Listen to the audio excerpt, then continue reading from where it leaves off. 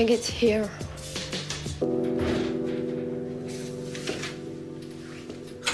I'm curious.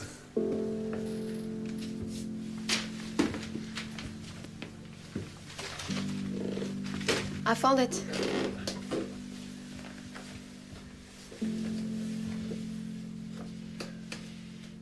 Let me tell you the story. This is where we came from. We came from a torn continent, destroyed by 2 world wars, impoverished, afloat, disoriented.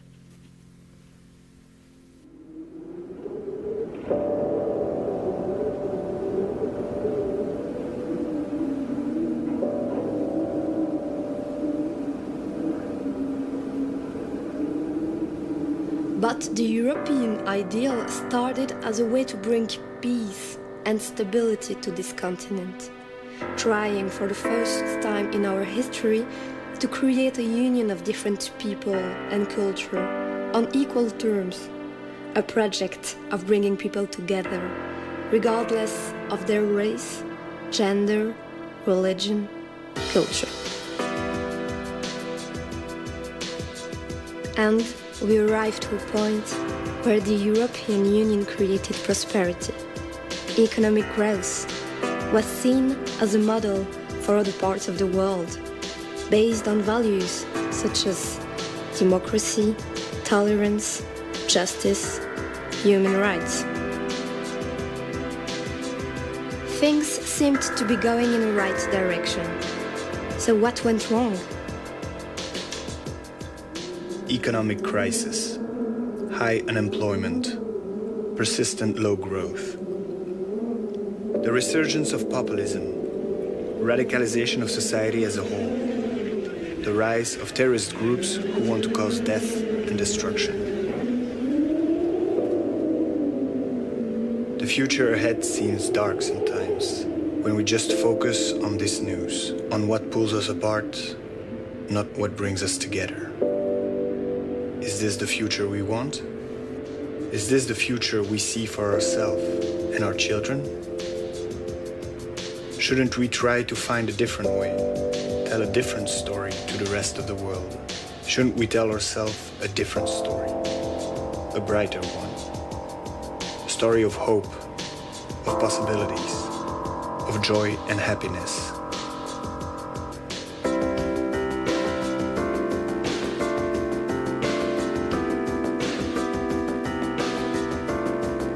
This is the story of a journey.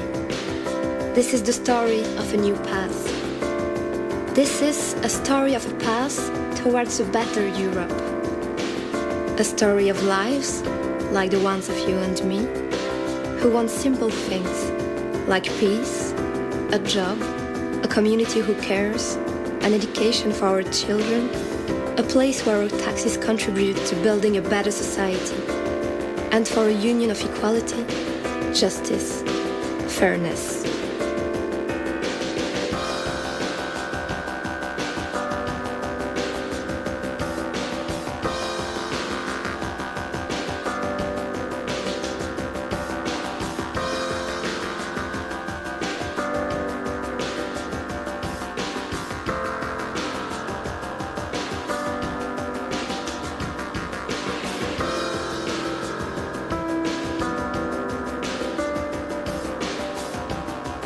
This is why we need to debate, discuss, find new solutions. together. Juntos. Společně. Insieme. Carto. Razem. Skupaj. Together. Zusammen. Sam. Juntos. Zajedno. Juntos. Ensemble.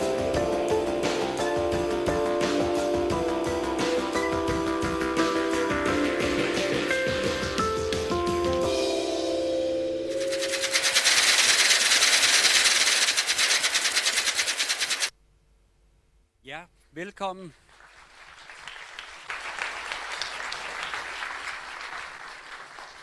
Velkommen i aften til denne Together-konference Fighting for Democracy. Mit navn er Michael Jarlner, jeg er til daglig redaktør på Politikken, og i dag er jeg blevet ordstyrer. Jeg skal allerførst lige sige, rent praktisk, der er jo oversættelse til flere forskellige sprog. Jeg selv vil komme til at tale et par forskellige i løbet af i dag. Jeg tror, jeg vil holde mig til dansk og engelsk, det bliver I nok glade for. Men der er tolk til både fransk og tysk og spansk, som I kan se heroppe. Dagens møde markerer jo på mange måder en rejse. Det er en rejse i politik, det er en rejse i det, der er Together-konferencen, og det er en rejse i personer og i nogle af de personer, som I skal møde i aften. Det her, det er det 20. møde i konferencen, der har bevæget sig fra Østrig, hvor den begyndte for en måneds tid siden, og har bevæget sig videre over Tjekkiet, Slovakiet og Ungarn. Men det er også en konference, der på mange måder dækker over en endnu større rejse. For 25 år siden, dengang en af aftenens hovedtalere, Poul Nyrup Rasmussen, der sidder hernede på første række, var statsminister i Danmark, så var det her i København, at EU's daværende leder vedtog de såkaldte Københavnskriterier. Det var kriterier, der stillede krav til medlemslandes respekt for basale demokratiske principper og menneskerettigheder, og de var helt afgørende at få defineret, inden man tog fat på det, der senere skulle blive til en meget stor udvidelse, den helt store i 2004, hvor Ungarn og Polen blandt andet blev optaget. Det var samme Poul Nyrup Rasmussen, der kom til at forholde sig til en politisk polarisering, vi for alvor så i 2000, da Østrig i den såkaldte Østrig-sag optog Frihedspartiet sin regering, altså det her højre nationale parti, hvilket førte til en diplomatisk isolering af Østrig. Dengang er det ikke for meget at sige, at det man frygtede, det var, at man ville se en ny form for europæisk udemokrati, som man ønskede andre lande og advare andre lande imod at gå. Det var bare 7 år efter Københavnererklæringen, skal man huske. Siden dengang er det jo ikke for meget at sige, at nationalisme er skyllet ind over Europa. Østrig har faktisk igen Frihedspartiet siddende i en regering, men den her gang taler vi ikke om at isolere dem, vi taler om at gøre dem til vores partner, og de er faktisk i nogle spørgsmål en central partner for den nuværende danske regering. Vi har også set, hvordan vores eget socialdemokrati har bevæget sig fra en position, hvor Poul Nyrup Rasmussen sagde, at de ikke var stuerene til at sige, at man kan samarbejde med dem. Så der er sket nogle ting i den måde, vi forholder os til den politiske polarisering på, som vi kommer til at tale om. Og så er der Ungarn og Polen. Begge lande risikerer nu at blive suspenderet, fordi de ikke længere lever op til de basale rettigheder, der blev defineret i København i 1993. Det sker altså efter, de blev optaget så sent som i 2004, og det stiller igen EU over for et dilemma. Fordi hvordan håndterer man i virkeligheden sådan en situation? Skal man stå op for sine værdier og suspendere dem? Den risiko for, at man så bliver kritiseret for, at det er EU's ledere, der bestemmer, hvem folket må vælge. Det var jo sådan set det, der skete i Østrig-sagen i 2000. Eller skal man sige, at vi må samarbejde med dem og komme videre så godt, som vi nu kan, med en anden risiko, netop at vi ikke forsvarer Københavnskriterierne, og dermed det, der er den helt basale EU-værdi. Kort sagt, så skal vi diskutere, hvordan man forholder sig til den tiltagende politiske polarisering, og til lande, der bevæger sig fra liberalt demokrati til den anden aftens hovedtaler, Yasha Monk, kalder for et illiberalt demokrati. Det vender vi tilbage til. Alt det og meget andet vil vi komme til at diskutere meget mere om. Jeg skal lige sige, hvis nogen af jer har lyst til at tweete ud om det, der foregår i aften, så bedes I bruge hashtagget #EuropeTogether.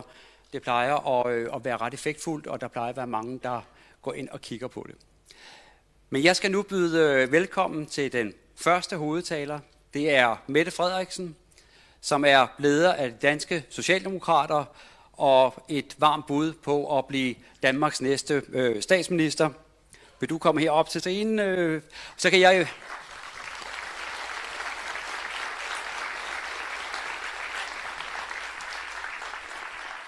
Og inden jeg lige giver ordet til dig, Mette, så vil jeg lige sige, gangen i de her arrangementer er i virkeligheden, at det ikke kun folk, der står heroppe, der skal tale. Vi lægger meget vægt på, at I også får lejlighed til at stille spørgsmål til blandt andet Mette Frederiksen, men også flere af de andre talere, der kommer i dag. Men det vender vi tilbage til. Allerførst ordet er dit, Mette. Tak for det, og med de ord om, at ordet også skal være jeres, vil jeg fatte mig i absolut korthed her, i hvert fald til en indledning, og først og fremmest takke for invitationen og initiativet. Politik, hvad enten det er dansk eller det er europæisk, går jo hurtigt op i en daglig trummerum, og det er en gang imellem at møde hinanden og diskutere det, der er det allervigtigste, nemlig hvordan vi sikrer et levedygtigt demokrati og en bæredygtig demokratisk udvikling, både af vores egne samfund, men i det hele taget er helt afgørende. Så tak for muligheden for en gang imellem, at vi kan hæve os op og diskutere de lidt større linjer og perspektiver. And then I would also like to welcome our international guests to Copenhagen. I am very happy that you are joining us here today, and thank you for coming. Inden jeg går videre til det egentlig handler om i dag, nemlig Københavnerkriterierne, så vil jeg gerne sige, at jeg er, og det er en fordel, når man er formand for Socialdemokratiet, stadig ukuelig optimist. Og det er jeg sådan set også på demokratiets vegne, fordi i de år, jeg selv har været politisk engageret, ikke mindst i det globale og de europæiske spørgsmål, så er der jo faktisk rigtig mange ting, der går i den rigtige vej og i den rigtige retning. Der er mange flere børn i dag på verdensplan, der kommer i skole, end dengang Københavnerkriterierne blev diskuteret og gennemført. Markant færre mennesker lever i absolut fattigdom. Og på ligestillingsfronten har vi fået taget afgørende skridt. Færre kvinder dør eksempelvis i dag i barselssengen. Så der er globale fremskridt, der er europæiske fremskridt, men der er også nogle rigtig udfordrende tilbageslag. I vores eget nærområde er det jo ikke mindst udvikling i Tyrkiet, som jeg synes må bekymre os. Et land, der i mange år har været orienteret i retning af Europa og de europæiske værdier, vender sig nu væk.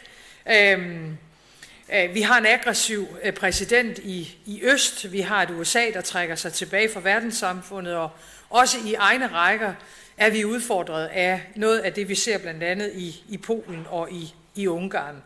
Så der er nok at tage fat på.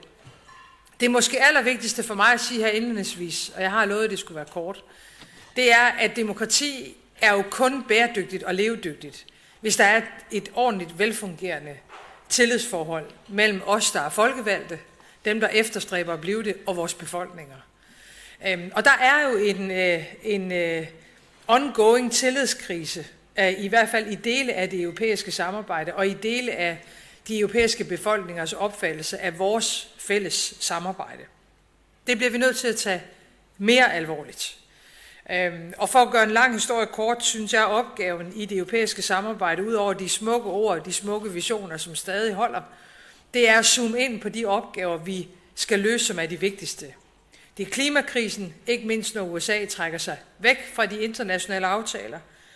Det er behovet for det, jeg gerne vil kalde en europæisk solidaritetspagt, hvor vi får bekæmpet skattesnyd og spekulation, for at sikre, at vi også i fremtiden kan finansiere de europæiske velfærdssamfund med eksempelvis en bund under selskabsskatten. Det er at få styr på udlændingespørgsmål, så vi ved, hvem der kommer til Europa, og selv kan bestemme, hvor mange der kommer til, så vi kan få integrationen til at fungere. Og så er det sidst, men ikke mindst, at få taget et opgør med et Europa, der i mine øjne i alt for høj grad har ladet markedskræfterne diktere også vores politiske udvikling, og dermed sikre, at fri bevægelighed for alle lønmodtagere også i fremtiden bliver fair bevægelighed.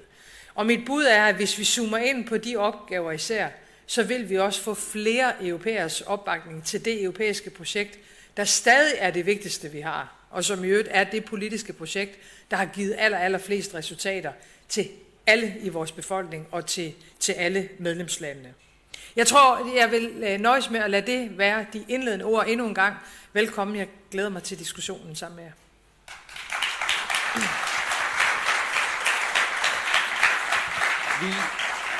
Lige inden jeg giver ordet ned til salen, så kunne jeg godt tænke mig lige at blive ved det, som jo i hvert fald også er en anledning til at samles i dag, 25-året for de her københavnerkriterier. Og ikke mindst, hvordan vi forholder os til Polen og Ungarn. Når du kigger ned igennem Europa og ser på den øgede politiske polarisering, nationalisme og altså lande som Ungarn og Polen, som måske efter 14 års medlemskab ikke længere kan leve op til de basale betingelser for at være med. Hvad er det så, du ser? Hvad er din diagnose af det, der sker i Europa i øjeblikket?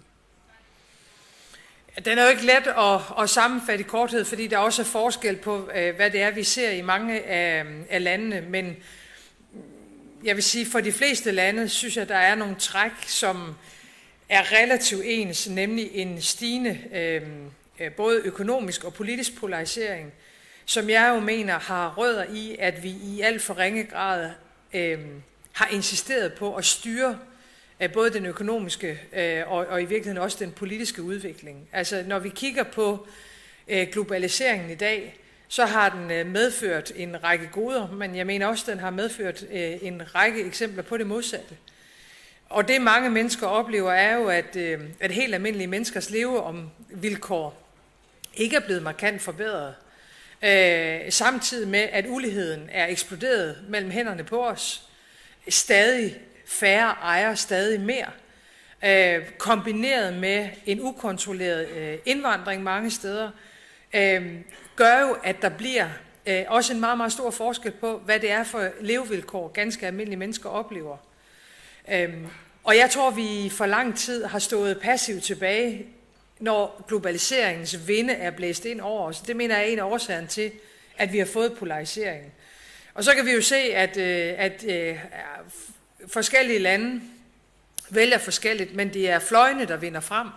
Og det er sjældent fløjene, der finder de pragmatiske løsninger, der kan samle befolkningerne. Og det mener jeg sådan set er det, vi ser flere forskellige steder.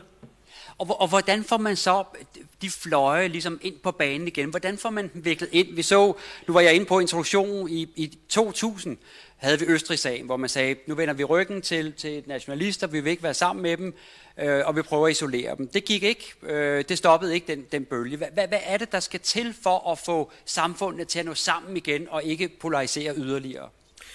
Jeg tror, en af forudsætningerne er, at man ikke smider omkring sig med generaliserende begreber som nationalister eksempelvis. Fordi hvis vi tager landene og partierne igennem, så er der rigtig stor forskel. Altså, jeg er jo også tilhænger af, at vi har et europæisk samarbejde, der tager udgangspunkt i nationalstaterne. Det gør mig ikke til nationalist. Jeg er lige så meget europæer, som jeg altid har været. Men jeg er også den overbevisning, at den primære demokratiske legitimitet, vi europæere har, er bundet op på vores nationalstater. Og det er jo ikke så mærkeligt, fordi de har været udviklet igennem rigtig mange år. Og mange danskere, og jeg synes, jeg ser det samme billede i andre lande, har det jo sådan, at Folketinget er tættere på, end det, der foregår i Bruxelles.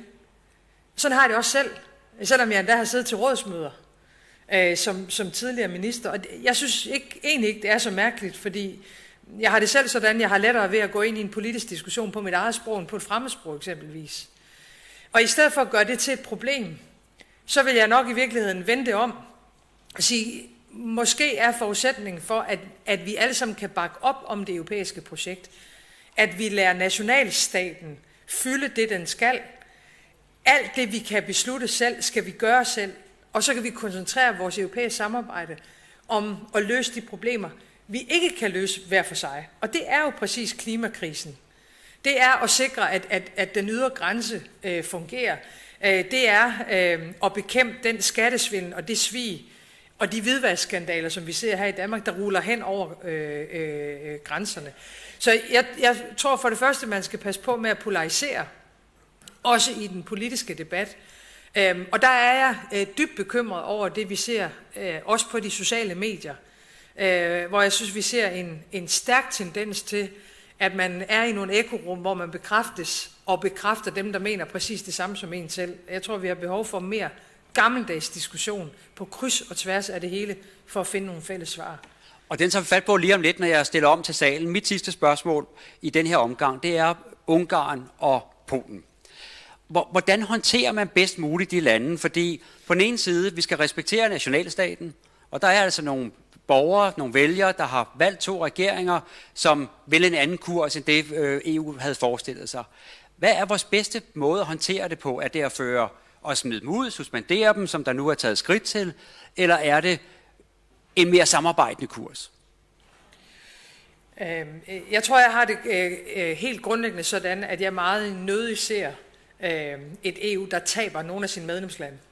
Og det er hvad enten det er på grund af Brexit, eller det er på grund af andre forhold. Så jeg håber jo ikke, at vi når dertil, at Polen og Ungarn ikke kan være medlemmer af EU. Det håber jeg ikke for vores fælles europæiske politiske projekt. Jeg synes måske i virkeligheden ikke, at diskussionen skal gå så meget på de valgte regeringer i de pågældende lande. Jeg synes, man skal vurdere landene og dermed deres regeringer på deres handlinger. Og det er klart, at indskrænkninger eksempelvis i tredeling af magten, retsvæsenets uafhængighed, indgreb i ytringsfriheden, det er jo uforenligt med Københavnerkriterierne. Og jeg synes, det er det, der er Københavnerkriteriernes væsentlighed også i dag, at med dem definerer vi europæere, at vi også er et værdifællesskab. Vi er ikke bare et institutionelt politisk samarbejde mellem en række stater og en række medlemslande. Vi er et værdifællesskab. Og vi vil være nogle af de fremmeste demokratiske repræsentanter og lande. Og derfor skal min anbefaling vil være at vurdere medlemslandene på deres konkrete handlinger. Og noget af det, vi ser i Polen og Ungarn, er bekymrende. Blandt andet i forhold til retsvæsenets uafhængighed af det politiske system, indskrænkninger i ytringsfrihed. Og så må man reagere konkret på de forhold, og det er vel egentlig også det, der er taget initiativ til nu. Og det kunne involvere en suspension af de 2 lande?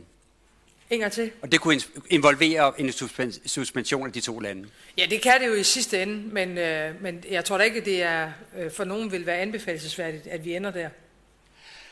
Lad os tage nogle spørgsmål nede fra salen. Der er folk, der står klar med mikrofoner, hvis I vil sætte en finger i vejret, og så når I får mikrofonen, lige sige, hvem I er. Og der er allerede spørgsmål hernede fra. I må godt markere, fordi så skriver jeg op på en liste. Hello, good afternoon. I'm Mikkel Näkkäläinen from Finland, President of Social Democratic Youth of Finland. Thank you for your presentation. You mentioned the fight against... okay, not yet. You can applaud in 10 seconds. You mentioned the fight against climate change, and I was wondering that do you feel that we could develop our policy, like our trade policy, European trade policy, to fight more against climate change? Because I feel that EU is big economic, and I feel that we should expect more with our trade partners, for example. Jeg tror bestemt, vi kan gøre noget med handelspolitikken, og vi er et stort og et vigtigt marked. Jeg tror, det måske vigtigste, vi kan gøre, det er at holde hinanden fast på et højt ambitionsniveau. Fordi det vil også være nok det bedste redskab, vi kan give det europæiske erhvervsliv. Altså, hvis du tager Danmark som et eksempel, så er vi jo i dag en stor spiller i den grønne omstilling, fordi vi har nogle virksomheder, der er rigtig dygtige. Og eksempelvis tidspunktet for, hvornår vi i Europa vil være fri af fossile brændstoffer, kunne være en fælles beslutning. Jeg vil mene, vi kan nå det i 2045, hvis vi er rigtig dygtige i fællesskab. Så er der et spørgsmål hernede fra. Okay, I'll also ask the question in English, even though I understand completely Danish. I write for Times of India and some other newspapers. Copenhagen University awarded last week a renowned professor from MIT. She was in Copenhagen and she was awarded a doctorate degree. And her point was that, you know, we are seeing a rise of a new class, which is called precariat. It's a combination of word precarious and proletariat, like Karl Marx did. But it's a group of people who cannot make their ends meet.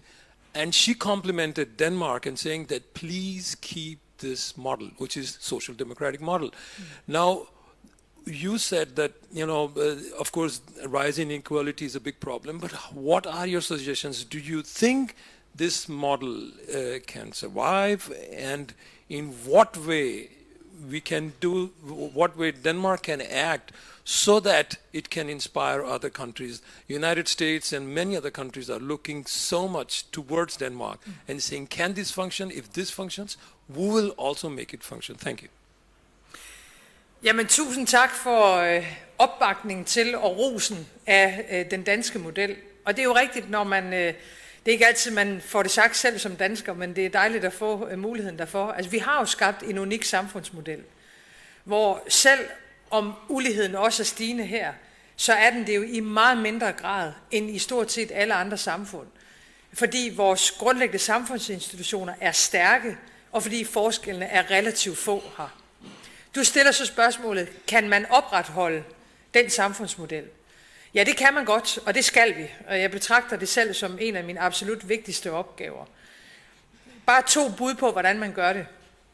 For det første, så skal man jo lade være med, som den siddende danske regering, at forsøge at få uligheden til at stige, ved eksempelvis at give mange skattelettelser i toppen. Så der er både noget, der er noget i at holde fast i den samfundsmodel, vi har. Det er en vigtig politisk opgave.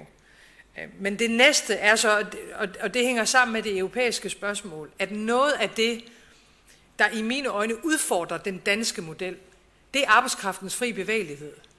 Fordi ligegyldigt, hvordan man vender og drejer det, så er der kommet et pres på dele af det danske arbejdsmarked. Og det er ikke kommet i toppen. Altså, det er ikke blandt dem, der har de bedste job og den mindste belastning. Det er kommet andre steder. Det er kommet i transportsektoren. Det er kommet i dele af byggeriet. Det er kommet i dele af landbrugsproduktion og gartnerierne. Og nu siger jeg det lidt direkte. Jeg synes, vi i Europa har været for forblændet af ideen om fri bevægelighed af alt, uden at have et tilstrækkeligt øje for, at der er nogen, der betaler prisen. Det er nok også en af forklaringerne på, at vi fik Brexit. Og derfor det at insistere på, at fri bevægelighed nu vel, men det er aldrig på konkurrence på løn og arbejdsmiljø og sikkerhed ude på byggepladserne.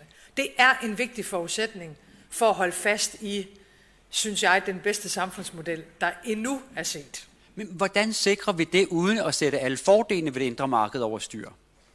Jamen, der er jo ikke nogen fordel ved unfair konkurrence. Jeg køber slet ikke den præmis. Altså, der er jo ikke en fordel ved, at de virksomheder, der ikke vil behandle deres medarbejdere ordentligt, eller som ikke vil betale en ordentlig løn, at de har nogle fordele i dag. Altså, konkurrence er godt, men den skal være ordentlig. Og det skal den være i alle led. Og derfor, det kan være, at det er en social protokol, det vil jeg i hvert fald ikke afvise, der skal sidestille lønmodtagerrettigheder og fri bevægelighed, sådan at markedet aldrig kan få lov til at stå over vores mulighed for at passe på almindelige lønmodtagere. Det er i mine øjne god sådan socialdemokratisk latin, og det er jo faktisk den måde, vi har opbygget vores eget samfund på. At ja, virksomhederne må vækste, de må producere, men aldrig på en måde, så det belaster vores miljø eller mennesker for meget. Vi tager de 2 sidste spørgsmål. Jeg har en spørger her, og så har jeg den sidste spørger nede allerbag os. Vi starter herovre. Pænt goddag. Mit navn er Jørgen Oranje. Jeg vil tillade mig at vende tilbage, eller måske ovenikøbet tage hul på konferencens hovedtema, som er demokrati. Jeg vil spørge til den socialdemokratiske gruppe, dermed det danske socialdemokratis position, i forhold til demokratiudviklingen i EU.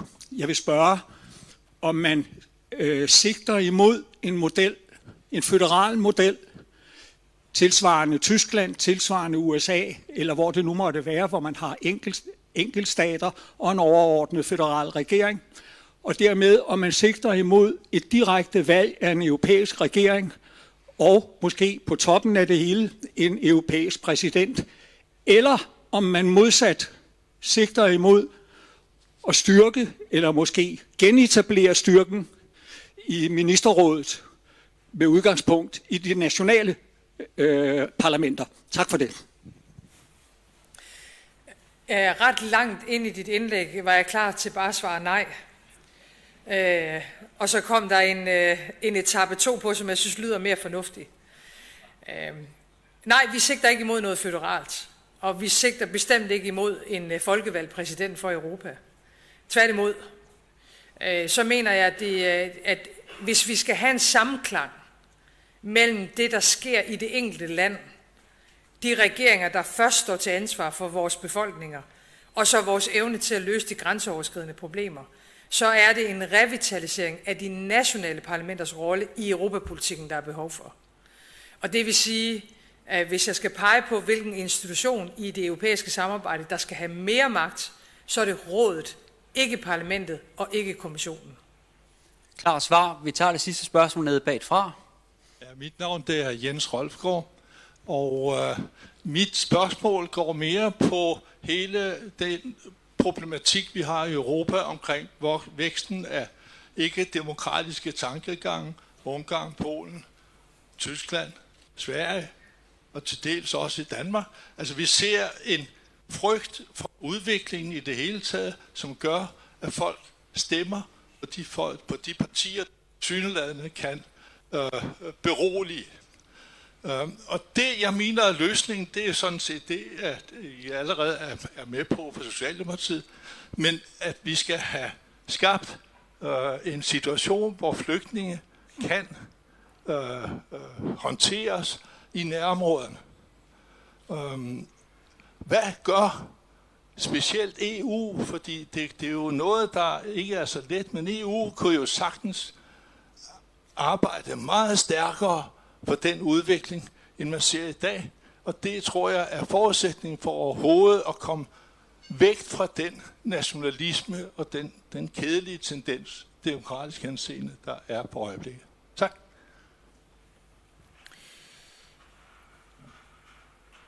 Jeg synes igen, vi skal passe på med, hvad det er for en værdiladning, vi lægger ned over ordet nationalisme. Altså, jeg betragter mig selv som dansker.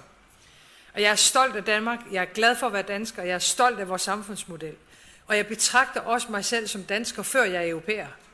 Men jeg oplever til gengæld ikke i min egen identitet en konflikt mellem at være glødende europæer og tilhænger glødende af det europæiske samarbejde og være dansker først. Og derfor vil jeg advare mod den, synes jeg, hårde generalisering, at tilslutningen til, at der fortsat er stærke nationalstater.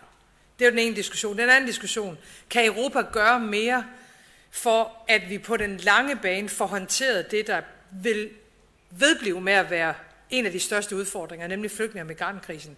Ja, det kunne EU godt, og der løfter vi ikke opgaven godt nok.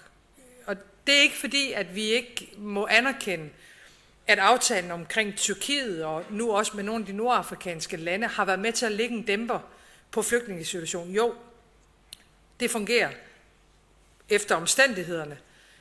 Men vi skal jo hele tiden søge tilbage til, hvad er det egentlig for en udfordring, vi står overfor? Vi har det højeste antal flygtninge siden 2. verdenskrig. 65, 67, 68 millioner mennesker er på flugt. Og endnu flere end det søger jo at komme til Europa, fordi udviklingen i Afrika går for langsomt i forhold til, hvor mange flere børn og unge, der bliver født på det afrikanske kontinent. Og selvom der er mere ro på nu, så må vi jo imødese, at der vil vedblive med at være et meget, meget stærkt pres på Europa, og at Europa ikke kan huse alle de mennesker, der gerne vil have til, selvom de har deres gode grunde. Når man er nået den erkendelse, at vi ikke kan hjælpe alle her, så stiger forpligtelsen jo kun endnu mere til at hjælpe folk, hvor de så er. Fordi der er jo ikke blevet færre flygtninge af, at Europa har strammet op. Så er de bare et andet sted. Og den opgave må vi tage på os, fordi mange af de rige lande i Mellemøsten løfter jo ikke en særlig stor flygtningeopgave. De bruger deres tid på nogle andre ting, kan vi se. Så Europa bliver nødt til at gå foran.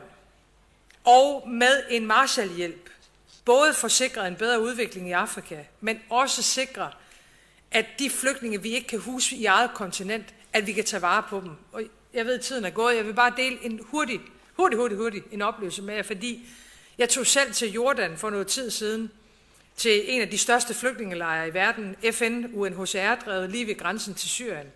Fordi jeg tænkte, når jeg nu mener, at vi skal hjælpe flere i nærområdet, så bliver jeg også nødt til selv at se, om man kan etablere en flygtningelejr af et niveau og med en sikkerhed, vi kan være bekendt. Og det kan man godt. Men det kræver selvfølgelig, at Europa vil være med til at finansiere, at det finder sted. Og bare sagt, måske som en parentes, så kan vi jo hjælpe mange flere mennesker, hvis vi gør det i nærområderne. Og vi kan i øvrigt også stå op imod den ufattelig kynisme, der er omkring de menneskesmuglere og de menneskehandlere, der hver dag sender folk ud over Middelhavet, velvidende, at de arme mennesker sætter deres liv og deres fremtid på spil. Så opgaven er ikke at lade være at passe på flygtninge, for det skal vi. Det vil vi altid have en forpligtelse til. Opgaven er at finde nogle bæredygtige svar, som både Europa og nærområderne kan håndtere. Og det mener jeg sådan set, vi har tænkt, og vi har udviklet, og der har vi behov for et fælles EU, der går foran. Tak skal du have for det, Mette Frederiksen.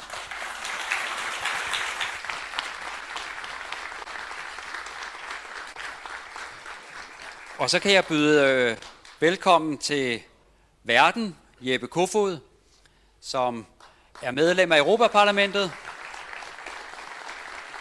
næstformand også i den socialdemokratiske gruppe i Europaparlamentet, og ikke mindst initiativtager og ansvarlig for det her Together-projekt. Velkommen til dig, Jeppe. Ja, tak Michael. Dear friends, allow me to speak in English as a courtesy also for all of our friends from all over Europe. Not only the ones in the room here, but the ones also following online what we're talking about today. Thank you all for joining us here today in Copenhagen. This very place, 25 years ago, we Social Democrats took the lead in adopting the Copenhagen criteria. With no one other than our own Poul Nyrup Rasmussen, and he's here, and we are happy, Poul, that you're here tonight. It's really great to see you again. In the chairman's seat, skillfully leading the proceedings at that time, thereby cementing democracy, rule of law, human rights, freedom of expression as a bedrock of the European Union. Tonight, a quarter of a century later, we are gathered here again from across Europe because we so clearly have something to celebrate, something to take pride in. But also because it's time to recommit to the self-same principles, adopted in Denmark, yes, but born out of European cooperation, the fundamental requirement for joining the European Union, yes, but it's truly universal in nature, these values. 25 years ago, we Social Democrats were the driving force for making democracy, rule of law, human rights, and freedom of expression the cornerstone of the European Union. Fast forward today, I'm happy to be able to say, not least based on the excellent intervention from you, Mette, that we Social Democrats remain the political family that has, does, and always will stand firm on the principle of our free, inclusive, and democratic societies. What we must never forget, however, is this principle and declarations are worth nothing if they're not concrete with the very people they are there to serve, ordinary citizens from all walks of life. To this end, allow me a brief personal note as an illustrative point. 25 years ago, when the Copenhagen criteria were agreed, just around that time, I had my first encounter with the realities that taught us the need for them.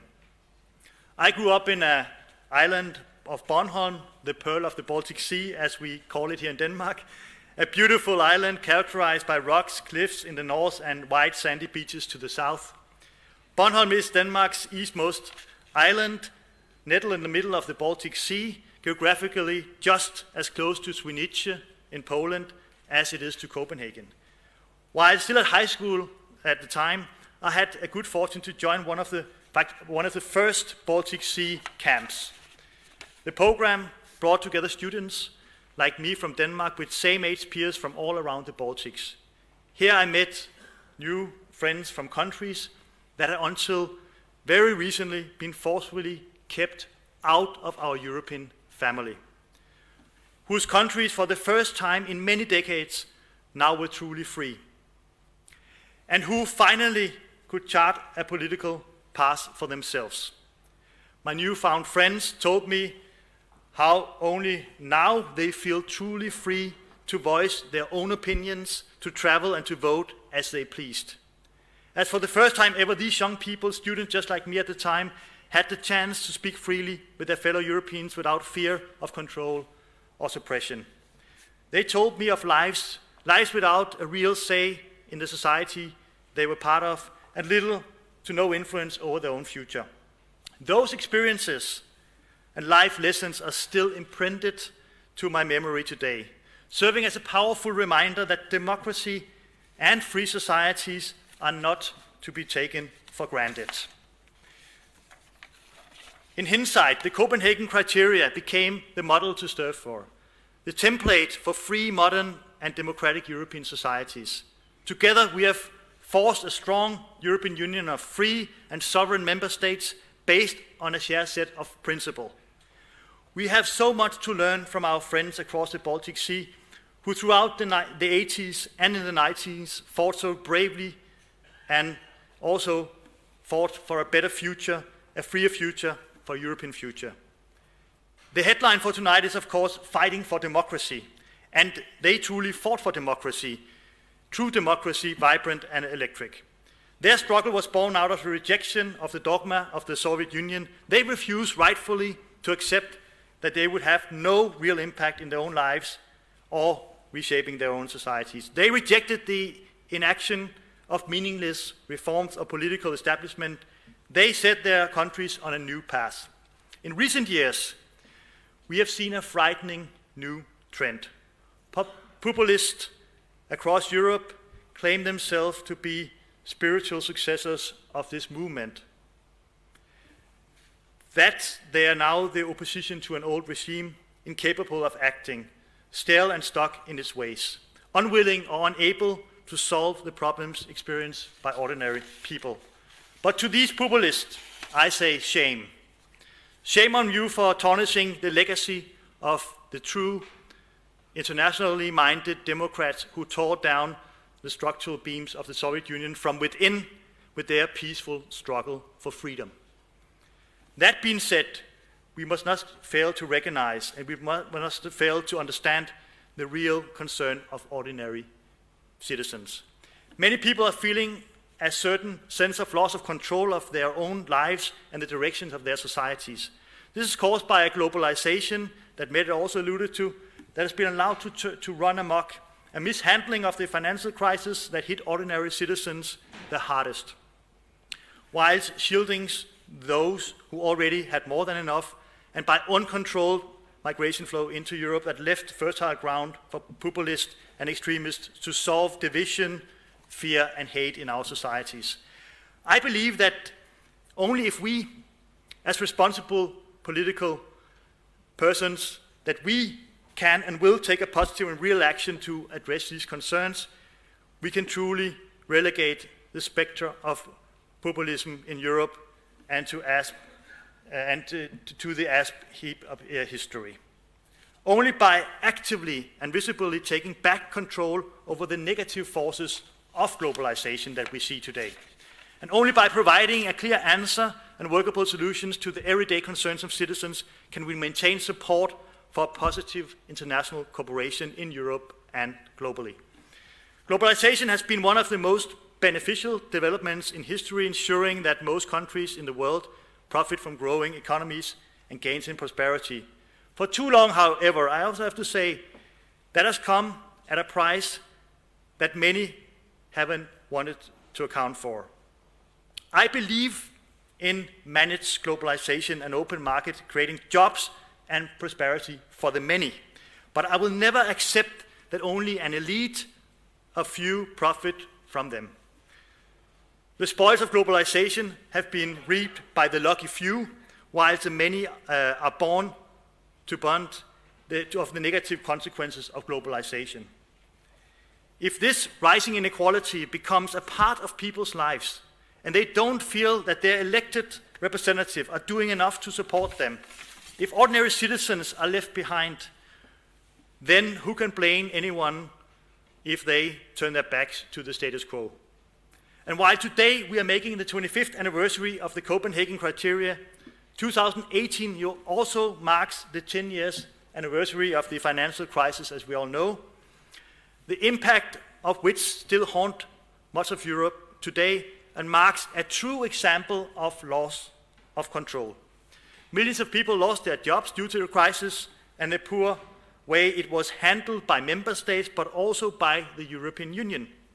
Instead of providing relief and security for citizens, protecting people and our welfare states from greedy financial sector, Well, we saw that they were bailing out banks with the pockets of welfare states, and the pockets of welfare states were deep when it was about bailing out banks. But we also saw the liberal and conservatives in Europe, their austerity policy, well, they asked people to pay the price in big cuts. Dear friend, this is not and will never be the social democratic way. If we want people to believe in common political solutions and the institutions that have governed Europe for so long, we need to address the root causes and the failed policies that have fostered mistrust in democracy itself. Therefore, we are fighting for a new approach to the European economic and financial politics, leaving behind Angela Merkel's austerity-only regime that put the needs of the markets before the needs of the people. Friends, 2019 will be a crucial year for Europe. The S&D Group will go into 2019 with a clear, defined battle plan for a new political path for Europe, a new direction for our European Union. In short, we propose a solidarity pact for Europe and for the peoples of Europe, with clear and workable solutions to the problems facing ordinary Europeans every day. We are leading the fight against tax evasion, tax avoidance, and money laundering in Europe, and will continue to do so. We want to end the race to the bottom on corporate taxation in Europe by introducing a minimum corporate tax rate that also Mette Frederiksen alluded to. We will ensure real and fair taxation of tech giants like Google, Facebook, and Apple. This will ensure that member states have sufficient means to maintain and strengthen their own welfare states, their own welfare societies. We want to stop precarious employment, zero-hour contracts, social dumping, unfair competition that lead to working poor in Europe. If Europe is reduced to being only a market, then the market forces will win, survival of the strongest. We reject this. We want a Europe for the people, a Europe that ensures that everyone gets their fair share of the wealth and prosperity generated. We know that democracy prospers in society based on equality, not of polarization. Where citizens engage in a strong social contract with each other, the EU motto, excellent, captures this sentiment. It's, as you all know, united in diversity. That is democracy. Here in Denmark, we strive towards the ideal that no matter our financial background, education, religion, or ethnic origin, we see the same doctors and live in the same vibrant neighborhoods that are diverse and inclusive, where our children go to the same schools and to the same kindergartens. We insist in an egalitarian society. We endeavor to make sure that we all have the same possibilities in life, and that our positions in society is never predetermined by our parents' level of education or their size of their bank account. And that we have an obligation to one another as human beings. In short, we insist on being united in diversity, with respect of both the individual and the community. To me, as a social democrat, that is what I call lived democracy, which I so wholeheartedly believe in. So the Copenhagen criteria is to a large extent the formal expression of these values that secure democracy, equality, and the rule of law.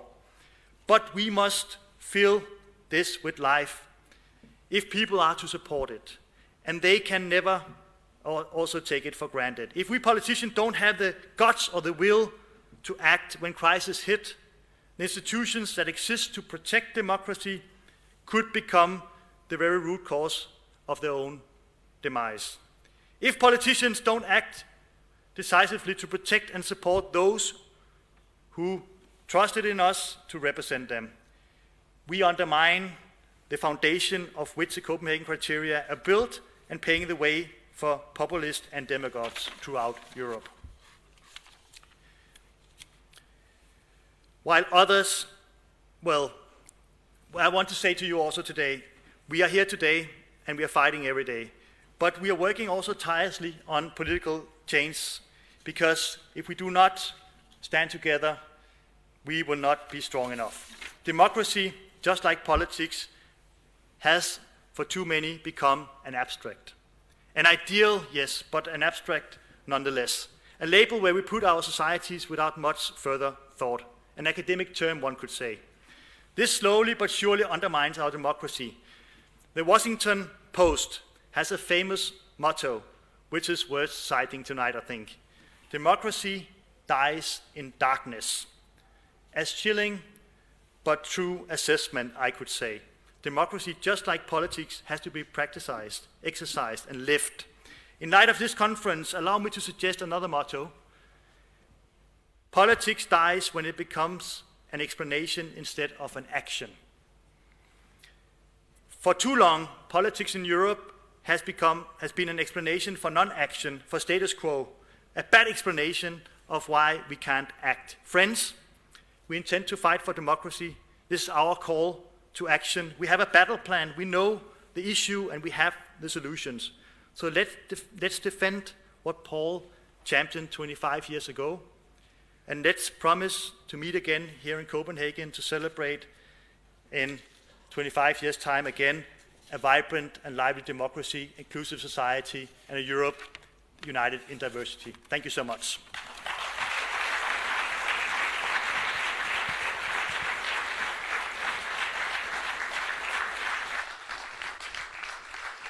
Tak for det, Jeppe.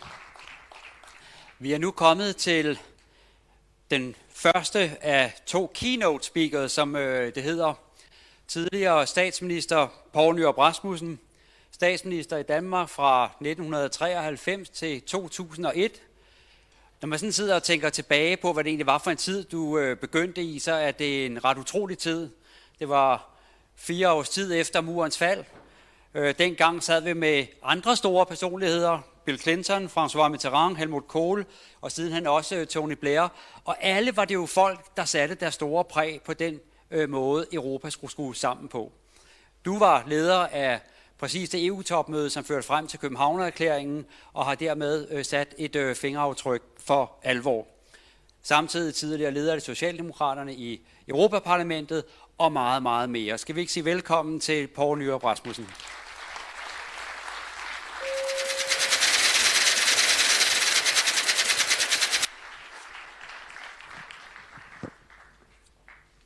Thanks a lot.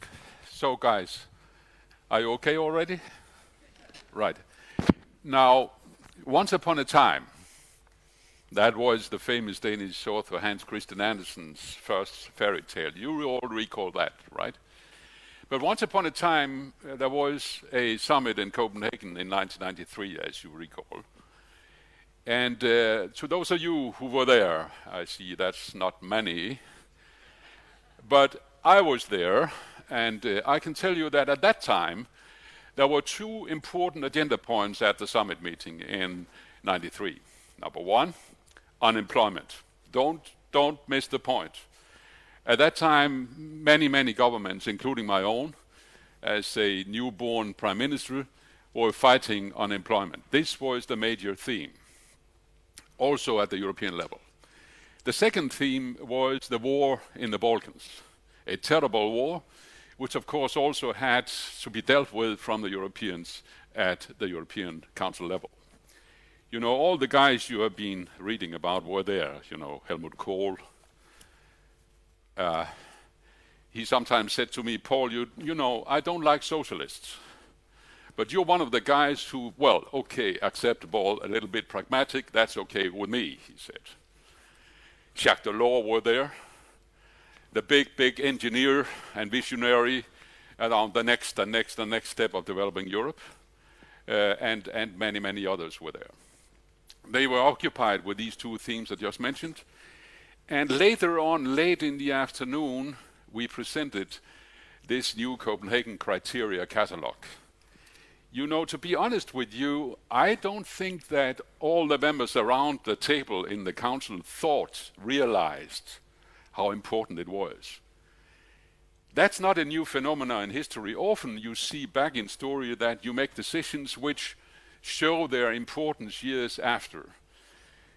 But at that time, I think it's fair to say that some of us felt, now this is only 4 years after the fall of the Berlin Wall, and we don't know for sure what the old guys in Russia are going to do now. But we know that the newcomers in democracy and independent countries in Eastern Europe want to have their own life and their own independence. And beginning to think about that, logically, we came out with this Copenhagen criteria catalogue. So I want tonight to say that I was not the only guy who were dealing with it. There was another Dane, the Danish foreign minister at that time, Niels Helveg Petersen, together with the ministry and good people over there who made an enormous job here. You know, one thing in politics is it's about blood, sweat, and tears, right? Which means, in a sense, that being a politician and a prime minister is, in some sense, easy when you talk about unemployment, fighting injustice, and so on and so forth. I will come to it. But talking about Copenhagen criteria, can you hear it? It's not a big seller, right? But it became a big seller, and in the years we realized how big the thing was. It was the very fundamental basis for enlarging Europe, which we had to do. And we did. As you know, in a short while, Europe was becoming plus 10 to the old ones, including my own country. But then, again, times changed. Feelings changed. Expectations changed. You know, not many years after the enlargement of the European Union, some begin to say to themselves, was it a good idea, really? Shouldn't we have waiting sometimes before we enlarged Europe? That was what the old ones said. The new ones, becoming members, said, they didn't give us all what we expected to get, right? And we don't want to become full member of a union of the kind we just left, right? So on both sides there was a peculiar situation which combined with a new development in Europe, in European economy, and in global economy. Because not few years after the enlargement, as you recall, it began to break. We begin to see the first sign of the financial bubble, and then populism and nationalism became growing larger and larger. It started in the Eastern European countries, but it spread, as you know, very fast to the rest of Europe, including the old DDR, Eastern Germany, which was also a good example of thinking, what is the basis for populism and nationalism? Also in DDR, the old DDR in Eastern Germany, modern Germany now, they thought, what are we going to have as a result of unification and membership of the European Union? We're going to have jobs, we're going to have explosive increasing in income, we're going to have a happy life, better education, and so on and so forth, right? So this period was characterized by an enormous distance between ordinary people's expectations on the one hand and what really happened on the other hand. So, friends, I'm not among those who say, you ordinary people, you made big mistakes when you joined the populists or you don't join the extreme leftists. You have to come back to us. I think before saying that, you should try to understand what was really happening. I'm not the guy who feel I can blame ordinary families to think, well, these populists, they are saying something right. They are talking to me in a language I understand and about problems I think is really important. So guys, the challenge for us progressives is not to tell ordinary people you're dummies because you're populist and nationalist, but is to turn it the other way around and ask the simple question, why? Why do the populists have enormous, you could say, positive effects on themselves, and what is happening behind these things which are creating the basis for their success? That is, in a sense, that is the challenge. And just as we thought that the financial crisis, number one, 2007-8, was over, we saw before we left that crisis that the European Union's response to the crisis, you know, the crisis created mass unemployment. The crisis created 6, 7, 8 years of low standards. It's only now most of us have reached the same level as we had just before the financial crisis in 2007, 2008. And again, ordinary people saw that the state and the governments they have elected in democracy, they used all their money to pay to the big banks to avoid that they were going bankrupt, right? And then they supplemented it with austerity, austerity, austerity, right? And then the ordinary people ask themselves, what about me and my family? Well, the last thing we can expect is that those who created the financial crisis, the private equity, the hedge funds, the investment funds, the big bankers, that those guys were becoming responsible, that there was a judge and there was something to pay back. There was prisons if they have really made what they were accused to do. But nothing happened. Not one single guy was placed on a challenge of responsibility. So I can understand, I'm sorry friends, I can understand why people became desperate, why they at the first place became filled with apathy. I'm too small, this is too big, I have to stay home until it's over. And then secondly, lots of turmoil in politics. People are now changing political parties as they're changing their shirts. And that's quite often, I can confess, right? So a lot of those things happening here, we have to understand to find the right track back to fighting for democracy. I would add, in the right way, right? And now, are we on track? Well, it has been said, the Cumex files, organized fraud in all our European countries with excessive avoidance of paying taxes on profits you have gained by buying and selling shares. You know, some, including myself a bit, are beginning to ask, is it a good thing that so many foreigners are buying and selling Danish shares, right? Because the only thing we're getting out of it is that they avoid to pay tax to the Danish country. Now, I'm chilling a bit with you, but I'm only saying that this thinking is spreading around Europe now. Let's go back to our own nation and let's keep our shares at ourselves and let's say no to the globalization and the trade, right? So unless we do something, we, the progressives, unless we do something really radical, reforming, shaping the capitalism and shaping and reforming our markets, then this will be the development. Not that you love your countries. I do. I love my own and I love many other countries. That's not nationalism. Not that you want the words to be spoken as you understand them. That's not populism in my mind, but too few do it. So people, tax fraud, tax paradise, greed, and inequality. 1% of the richest in Europe are owing, I don't know how much. Yes, I do, but we're not talking so much about figures tonight.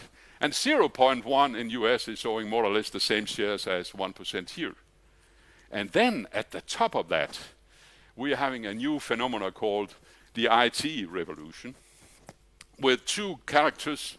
The one is the echo chamber effect, which have been talking about here recently, which means that you can choose your truth as you like it, right?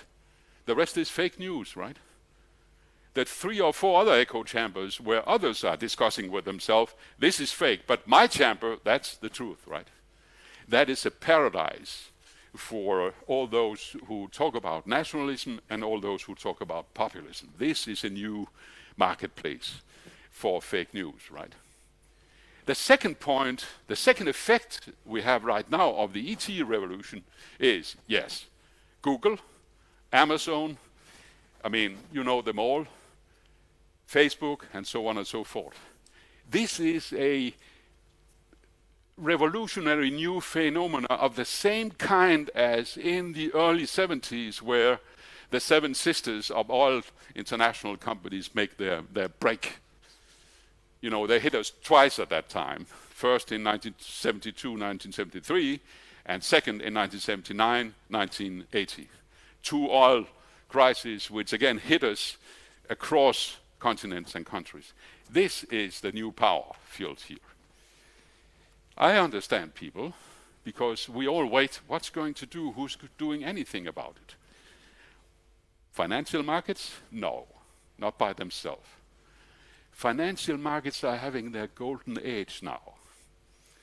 Even as good as it was just before the crisis in 2007-8. You know why? Because they can say, dear nations, just continue by being occupied only with one question, that is the migrant and refugee crisis, right? Please go ahead, focus on it. Use all your intellectual efforts on it, trying to survive, because this is the fear factor, and the fear factor is a very, very bad companion among progressives, as you know. So they are saying, oh, continue, more migrants to Europe, because then people and parliaments and politicians and governments will focus all their efforts there, and we, the financial market, we're going to fix the rest, right?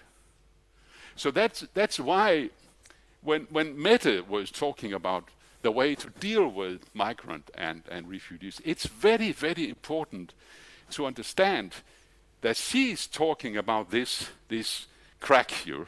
She's understanding that if we progressives don't tackle the migrant crisis and the refugee crisis in such a way that, number one, we are still loyal to our human rights and our Copenhagen criteria, but number two, we are doing it in such a way that we can move away the fear factor. So it's double important to understand this policy which were just told to you. Now, that's another thing. Do you have 5 minutes more? Okay. That's another thing. What we have seen here is very important to understand also. That is the Trump thing, right? What we see in this era of the new American president is the final curtain have now been removed. What I'm talking about is, here you see a real populist, right? But at the same time, it's not an Mr. Anybody or Mr. Nobody. No. He's president for the most powerful nation in the world, United States of America. By the way, make America great again. In Finland right now, apropos, they say, "Rev America great again," right? But let's come back to the point here. You know, what we saw in Mr. Trump's pulling US out of the Iran deal by saying those who don't do as I would like other countries to do will be punished. When we make sanctions, I expect that others do the same. And if they don't, we'll come after you. Then Europe said, no. We are the big guys, and we will do it ourselves. And Macron went into the top and said, we will support our national companies and European companies to break this sanction and to deal with Iran. Even the president of the Commission said the same, right? And some of you in the European Parliament applaud and say, yes, that's what we're going to do, right? You know what happened? No company in Europe dared to stand up against United States of America. No. They wanted to. Also the Danes, the big Danish chemistry companies and all others wanted to be solidaristic with Iran because we wanted to stand by our agreement with them. When they stepped down in their nuclear test and nuclear weapons, we would step up in our trade and aid. That's our historical knowledge. But the companies didn't follow. Why? There's a little thing you should recall here. the American dollar is the only reserve dollar of power in the world, right? And those who control the exchange mechanism for big banks, including national banks, that is the exchange office in Chicago, which decide at the end of the day where you as a big banker can get your credit in American dollars in the way you need to do.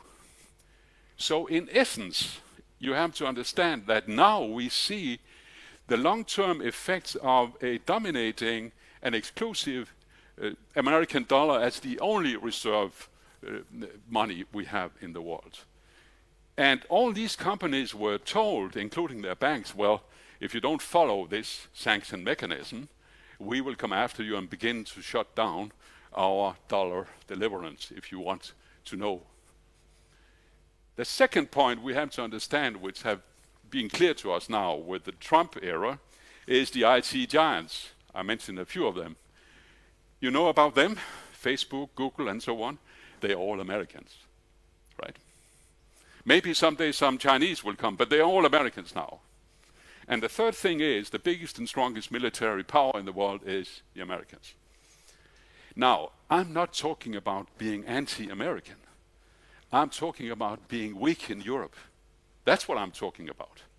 Because what we had to do to tackle this thing here should be, friends, to develop a stronger euro. We have all the means to create a reserve euro if we want to. We have the means to strengthen the European Central Bank if we want to. We have the means to make a whole new economic policy if we want to. Because we have the biggest market in the world. Well, after Brexit, it's a little smaller, but still it's quite powerful and attractive for every international firm and for the United States of America. So what I'm saying here is, looking at what happened, looking at the results of 30 years deregulation of financial market nationally and nothing internationally of alternative to have international regulation, makes where we are now. Therefore, what to do, right? What on earth to do? Well, Paul, it's of no use to talk of what to do unless you have something to do it, someone who can do it. And are we strong enough for the time being to be capable among progressives and social democrats and socialists to do it? Well, you know the answer. But I want to end my speech by starting at another way. When I came to power in 1993, I recall a meeting with Bill Clinton in New York, together with Antonio Guterres, who's now, as you know, United Nations Secretary General. And we discussed there, I think it was in 93, how could we realize a common new European, American, progressive alliance and policy, right? We didn't reach many conclusions. And a couple of years later, we met again and said to each other that the reason why was that we were not prepared. We were not prepared. He was new, a US president, we were new, and we were really not prepared to see what is our working program now. What are we going to do? Which are the priorities? Which thing come first and which thing come next, and where should we start? It was quite new territory for us. It took us years, and while we tried to be more and more active, we lost more and more parties and leadership in our governments, and then the financial crisis came, and then you know the rest. So what I'm saying tonight is, fighting for democracy first, we should form a new, comprehensive European policy agenda to do that, right? And we should do it together. And let me just say, we have all the possibilities to do it. The single market, if you take the single market, let me come up with a few just concrete proposals. Number one, we could make a stronger control mechanism for tax fraud and for the CUMEX files and what you have by saying, we want to create a parallel to the Europol. We will have a European control mechanism which is so strong as we see in the Europol mechanism to fight crimes. Why not?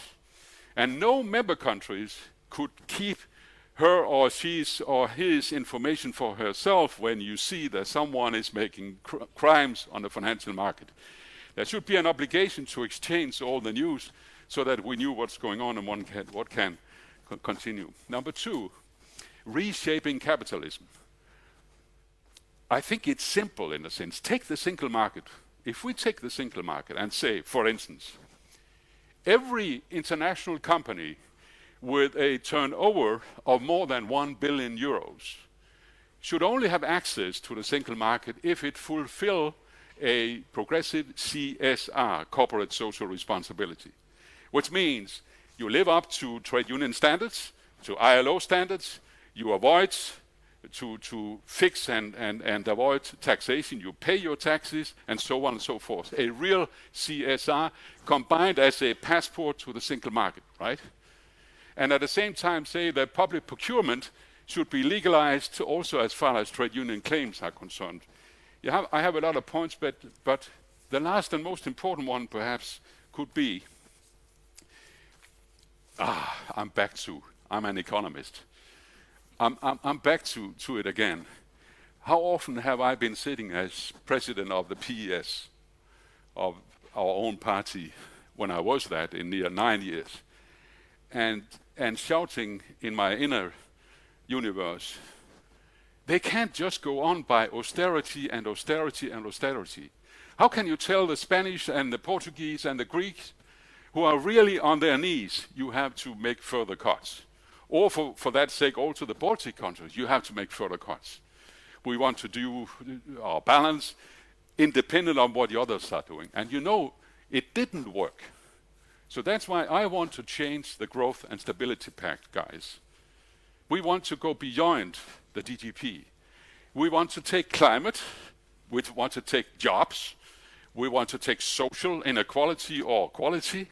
We want to take all the major important themes and put them together into that power room of economic policy, so that the next step you take in decision making on coordinated nature in growth and stability is a combination of the four most important things: politics, climate, social justice, and economics, right? That's not possible, Paul. Yes, it is, ladies and gentlemen. Yes, it is. Because, you know, by accident or by miracle, I have just brought with me a little report, right? This report is made by the Independent Commission of Sustainable Equality by Progressive Society, initiated by the European Socialist Group in the European Parliament. It will be published in a week or so, and afterwards discussed at the PS Congress. So, why don't we start? The world is open to us. Thank you very much.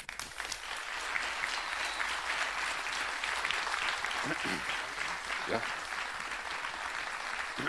Thank you very much. I think we all know the feeling that something we should not do, and then we do it. I know I should not ask questions because we are over time, but I cannot hold back. You mentioned in your speech, Paul Rasmussen, that we should not tell people not to vote for populist party. You had a certain understanding of them voting for populist parties. Back in 2000, you were among them isolating diplomatically the Austrian government because it included a far-right party, Freiheitspartei. What made you change your mind? Then or now? Then? Now? Now. Are you sure I've changed my mind? Well, okay. At the time, if you had followed the same line from 2000, you would have said, I will not talk to the Austrian government, not the Italian government. But now you say we should not deem the people for having voted for this. Yeah, but you know, one thing is the people.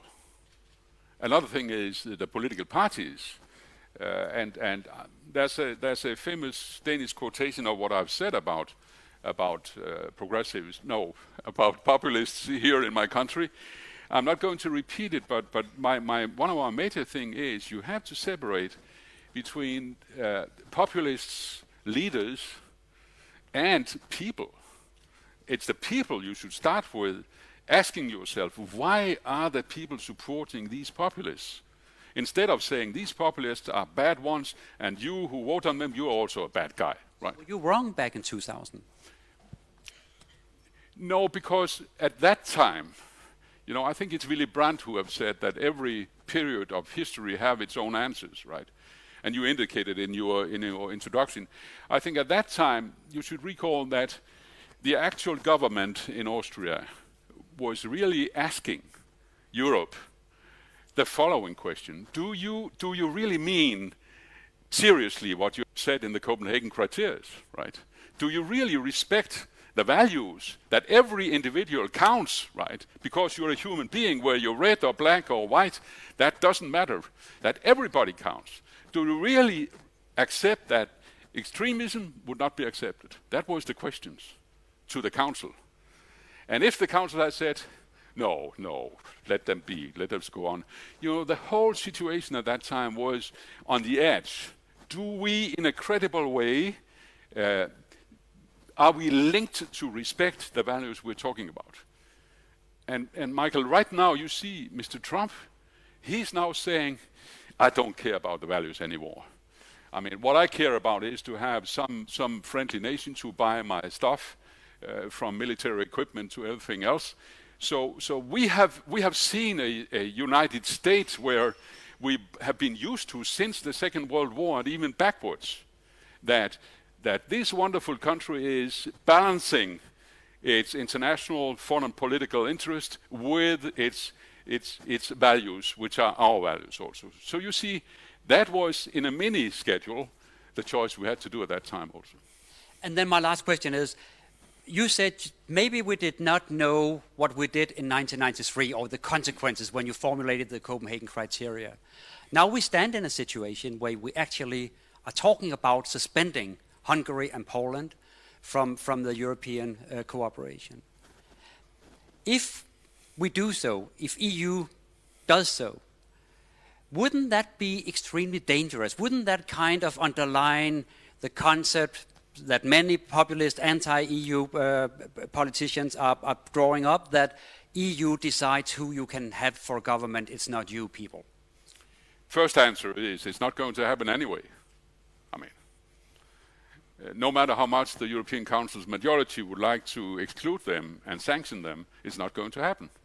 Because this decision has to be unanimous. And Austria and others, Hungary and friends around will vote against. Poland, for instance. So we're talking about, I'm sorry, but we're talking about a scenario which is anyway not going to happen, right? So what I'm trying to say is the why again. Why are the Hungarians voting on the guy who have the power now? Why are they accepting what's going on there? The why is important instead of now we're going to sanction them. Of course, if we could, I would like to see some sanctions, right? But I'm not naive. I don't think that the Council can make a unanimously, because that's what it is about, decision, including Poland, to sanction this country. But what is left of the Copenhagen criteria if we don't kick them out, if they are not in compliance with the criteria? Oh, I mean, it's still alive. It's still alive. And if you're smart, and I think they're smart in the Commission, you will find ways. Not in the kind we're talking about right now, but you will find ways of other types of sanctions so that the Hungarian government will know that we are going too far. Thank you very much. Shouldn't we give Poul Nyrup Rasmussen a hand? Thank you very much.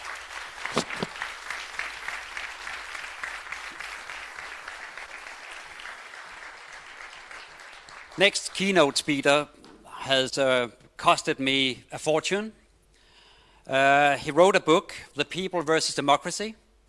I read it, and I ordered 5 more of them, and I'm going to order even 5 more of them for Christmas presents. Yasha Monk, you are the next key speaker. Please come up here. You are with the Harvard University now. You also have a relation to Denmark, I know, family-wise. But first of all, you wrote this fantastic book, People versus Democracy, where you are actually talking about a new model of democracy which is challenging the liberal democracy, and that is illiberal democracy, which has 2 forms. One is the Polish-Hungarian model in your book, that is democracy without any rights. And then there's the Greek model, that is rights without democracy. So I hope you'll come into that in your presentation. Welcome to Copenhagen, back to Copenhagen. Thank you very much. So first of all, I just want to say that I already have a bone to pick with the organizers, because when they asked me to do a keynote, they didn't tell me that I would have to follow 3 such excellent acts. And I would never have agreed to this speech if I knew how difficult an act it was to follow.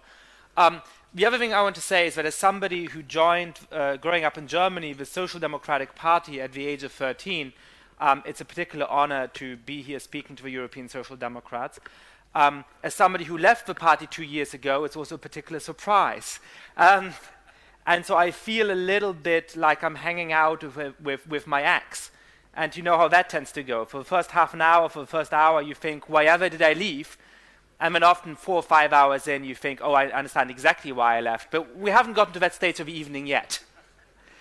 I want to talk about 3 things today.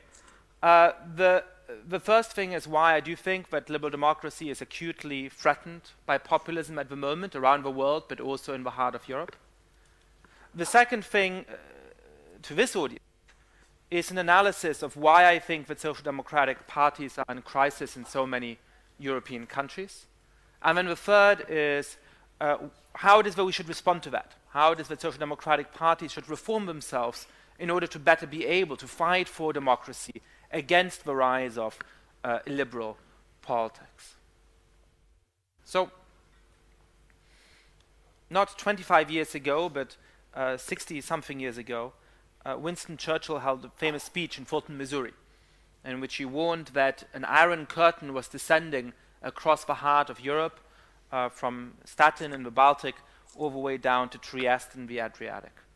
And one of the striking facts about European politics right now is that you can drive along that iron curtain today, and you can continue down on the west side down to Bari, or on the east side down to Athens, and never leave a country ruled by populists. We have seen over the last 18 years the average vote share of populists go from about 8% to about 26%. They used to be in about 7 governments, they're now in 15 governments. The share of a population that is ruled by them has exploded. And I think that the rise of this populism is challenging in deep ways the 2 fundamental values of liberal democracy. Because it's worth thinking for a moment about what it is that the Copenhagen criteria we're actually trying to defend, what it is that our political system tries to do. Why it is that we call it a liberal democracy, because I think this is a group of social democrats, not a representative of ALDE in the European Parliament. So why is it that we talk about liberal democracy? It's because our political system wants to represent 2 basic things. It wants to make sure that we have individual freedom, that we ourselves decide what we want to say and what we don't want to say, which God we want to worship or whether we want to worship at all, how to lead our private lives. And in order to sustain those individual liberties, we need a couple of things. We need rights, human rights, minority rights, but we also need the rule of law. Because unless we have independent institutions, unless we have checks and balances, a prime minister or a president who doesn't like what we say can decide to throw us in jail. So that's the first part of our political system. The second, obviously, is the democratic element. It's the rule of the people. It's that we rule ourselves. It's that there's not a dictator. It's that there's not a monarch or a priest or an army general who decides what our laws should be and what should happen politically, but that all of us together make those decisions. So why is it that populists threaten liberal democracy? What is it that we mean when we talk about populists? Well, it's important to take apart ideology and whether or not somebody is a populist.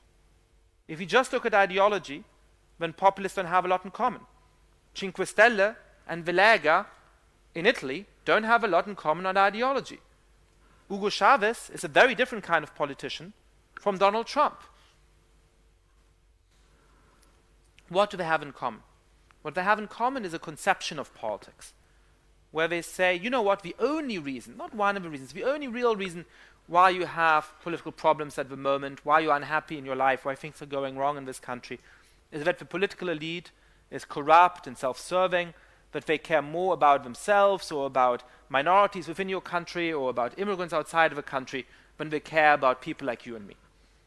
And so what we need in order to solve this problem is just for somebody who truly speaks for the people, somebody who really speaks common sense to get elected.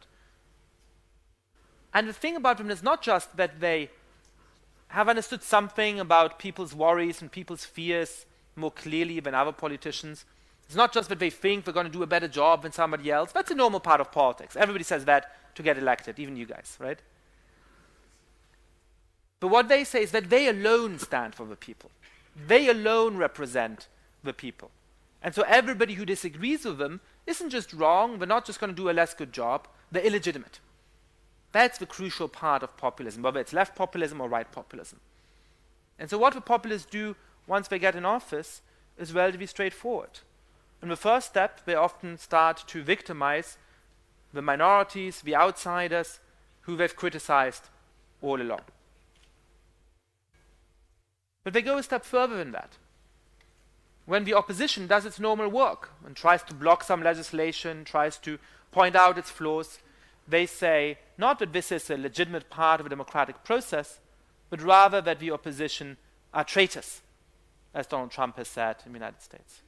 When the media criticize them, when they uncover scandals, when they show that they threaten, that they promised to be less corrupt, but actually ended up being just as corrupt as their predecessors or much more corrupt, they say that this is fake news, that the media are legitimate, that they need to be regulated, that the heads of the state television channels need to be substituted, that they need to be censored and controlled.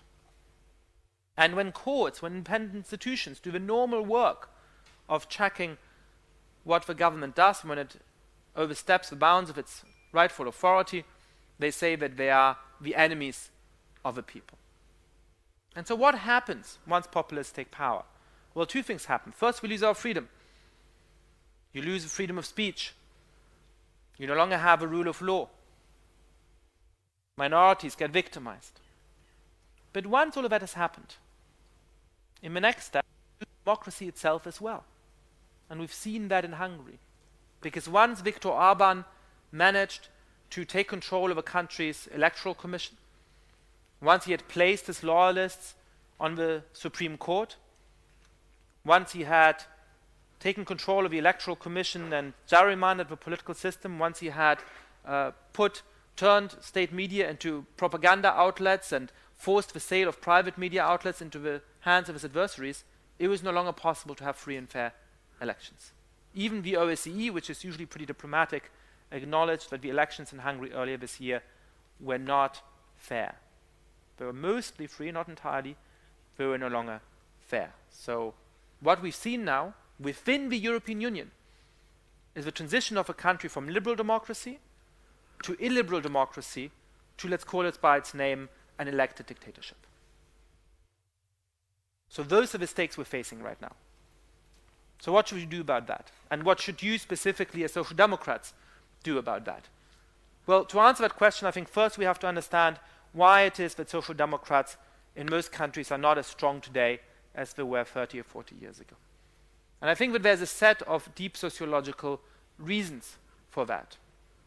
Social Democrats have always done well when they've managed to hold together two very different constituencies.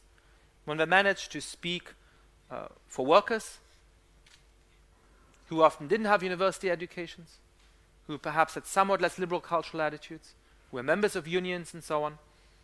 And for the most educated people in the countries, often the people living in the big cities, people who might be teachers or who might be academics or who might be civil servants, who might be artists, that kind of milieu.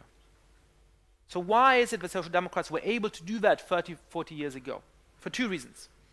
First, because the most important dividing line of politics was economic, and those groups had more similar economic interests than the most affluent in the society, so you could have some kind of bridge between them. And second, because of biographical reasons. there was a huge expansion of the middle class in the 60s and 70s. And so a lot of the people who were teachers in Copenhagen had parents who had been workers in the industrial areas. So to them, they were social democrats in part out of an inherited family solidarity, because they actually were close to workers in their own biography. Well, neither of these things are true anymore today. Today, for most young people who are university students in Copenhagen and so on, it's probably 2 generations, perhaps 3 generations, since they had somebody in their family who was actually a worker in a trade union in a steel factory or something like that. And today, the most important dividing line of politics, whether we like it or not, is cultural rather than economic. That really is what determines who somebody is likely to vote for. And so what you get, especially insistence of proportional representation, is that you get far-right populists who make a claim to the old proletariat on cultural grounds. You get new left parties, like the Greens in Germany, who make a strong play for the culture, the educated bourgeoisie in the big cities, with an uncompromisingly open-to-the-world attitude.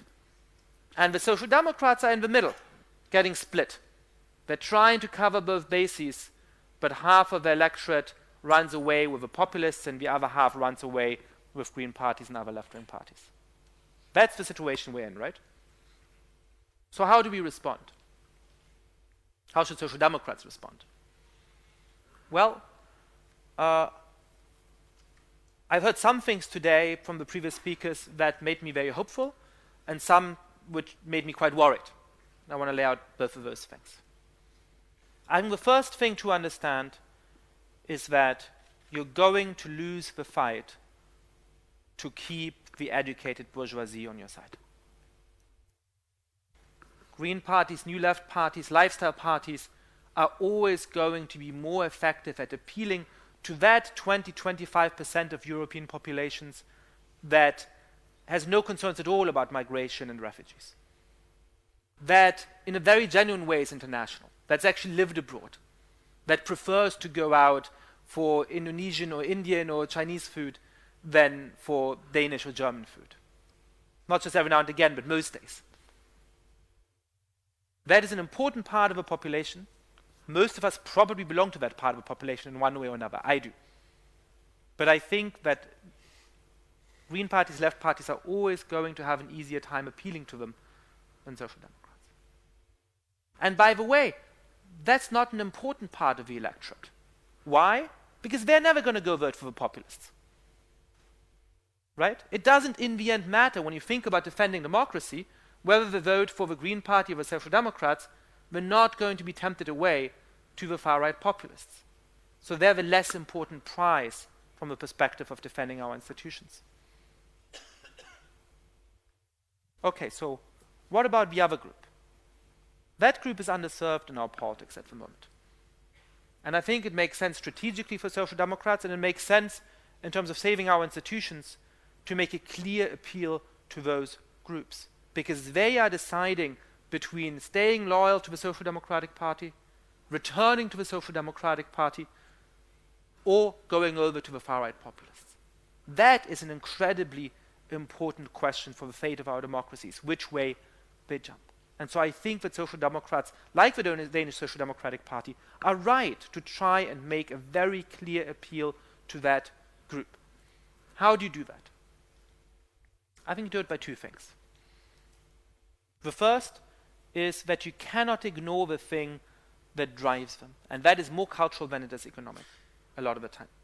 You have to speak clearly, with common sense, with honesty, about some of the challenges that migration brings to our societies, about your will to ensure that you have control of your own borders, that you get to know and decide who comes in, and that you're going to preserve the basic standards of a liberal and a multi-ethnic society.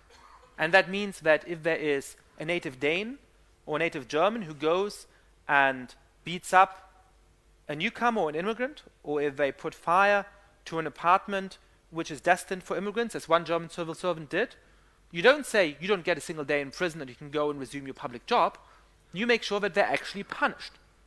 But in the same way, if there are people coming into your society and they systematically break the rules of that society, they too are punished and held to account. So that's the first thing that you have to do.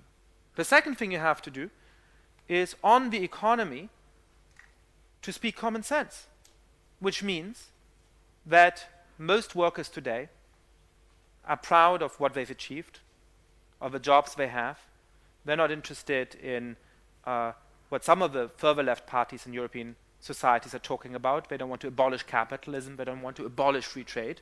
But they also want to make sure that there's a political will to make sure that the benefits of capitalism and the benefits of free trade actually go to ordinary citizens. That, as some of my previous speakers were emphasizing, we're not going to let people hide the money in tax havens. That if you grew up and were raised in Denmark and made your money here, you can't decide to spend 200 days a year on a beach in the Bahamas and therefore not pay any tax in this country. That Apple and Google should obviously come and sell their services and their products here because they make our lives better, but they also need to pay a minimum of their tax in Denmark on the revenues that they have in this country. I think if you speak about that in a clear way, then people realize that it's not a choice between politicians standing up to them and globalization. We can embrace globalization, we can embrace free trade, while standing up for ordinary people and making sure that they benefit from all of those things. All right, so on that we agreed. Let me also make very clear what Social Democrats shouldn't do. Because I do think that there's a danger that in trying to pursue that electorate and trying to speak common sense on culture and on the economy, we think of this as a question of one-dimensional political space. We think that we were here and the populists are there, and in order to reach the voters who are tempted by the populists, we have to move along this one-dimensional space. Because then we'll start to emulate the populists and to copy them, and we start to give up on our own principles. Most citizens still have a real attachment to liberal democracy. They want to be tolerant. They have nothing against immigrants or foreigners in itself. They're not bigoted. They just want to make sure that we stand up for the rules of our society and that we manage the transitions in our society. And that means that when we take a tough stance on the things in which our principles indicate that we should take a tough stance, like people who don't accept the basic rules of a multi-ethnic society, then we can also stand up for our principles without losing their support. And that means that we have to be very careful about copying the rhetorical playbook of populists. And I'm no expert on Danish politics, but when I hear, for example, that one former government minister suggests that Muslims should not be allowed to work in public functions during Ramadan because the fact that they haven't eaten for a few hours might somehow cause traffic accidents. When I read that the Social Democratic Party seems to support the idea of applying different criminal punishments to people depending on where the place of residence is, that's not taking the fight of the populists. That's running the danger of becoming like the populists. And we shouldn't do that. Thank you.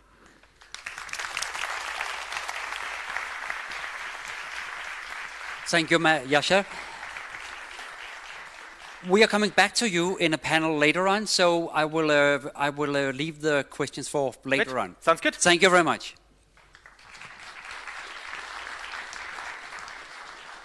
Now I shall welcome a panel, and I hope some will bring up some chairs here. The first panel is headlined Guaranteeing Democracy, Copenhagen Criteria. And I shall welcome Tamas Borders. Where is Tamas Borders? He's coming here. Tamas Borders is a member of Foundation for European Progressive Studies, Scientific Council and co-director of the Hungarian Foundation for Policy Solutions. Then Maria Skora, coming here. Originally from Poland, doctor in economy. You have been studying also here in Denmark and is now living in Germany, where you are a senior project manager for Dialogue on Europe in the think tank Das Progressive Zentrum And you have been focusing on Central and Middle Europe. Yes, that's what I should have said. Thank you very much. And Katatutu, are you already there? Also an economist, a member of the European Committee of the Regions, local councillor in Budapest. You have not been in Denmark, so you have not been living in Denmark, as I know. No, you have. Welcome to all of you. This panel, I hope, is not only about diagnosing what has gone wrong in Eastern and Central Europe, it's also about suggesting solutions. And that is my first questions to you. What we have agreed is all of you will have like a 2-minute presentation, introduction, and then we have some discussions. Two together ambassadors, Thomas Vass and Pedro Diogo, who will ask questions afterwards, and then we leave the floor for you and you can ask questions to the panel. But first of all, should we start with Maria? With Poland. Yeah, why not? Well, good evening. Thank you very much for the invitation to Sintak. And I'm very happy to be here. And also because I've heard the names of our two countries, Hungary and Poland, very often today, and rightfully so. Things are not going super well in neither of them. However, I hope that this panel will help us understand better what is actually going on, because the situation is not necessarily so black and white. And, well, I'll start with the fact that, Poland and Hungary, of course, used to meet the Copenhagen criteria, and that's why they managed to be admitted to the club of the European Union. They are member states since quite a few years now, 14. And at the same time, recently, a democratic backsliding has been going on in both of them. Hungarian government and Polish government are introducing measures which are sometimes very similar, like in case of the judiciary, and sometimes different. It's not that they're copycats. But at the end of the day, we end up in a situation when Europe has, a problem with both of them. And we've seen the European Union trying to tackle the situation. Article 7 has been triggered not only against Hungary, but also Poland, actually first against Poland, paradoxically, because the Polish government has been in place for much shorter than Viktor Orban, who's doing his third term right now. But I have a feeling, and it has been also mentioned today, that the Article 7 seems to be a toothless tiger, because it doesn't really seem to work. Neither has it scared off the political elites in both countries, nor has it really a chance of succeeding because of the political dynamics of powers in the European Union. So, okay, this doesn't really work.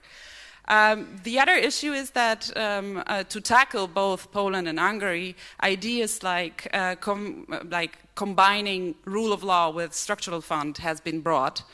And so if the values do not speak, maybe the money will be speaking enough. However, I'm not so sure if it's a good idea, because it probably would damage the most local democracy, because it's actually the local governments that are dependent on European money.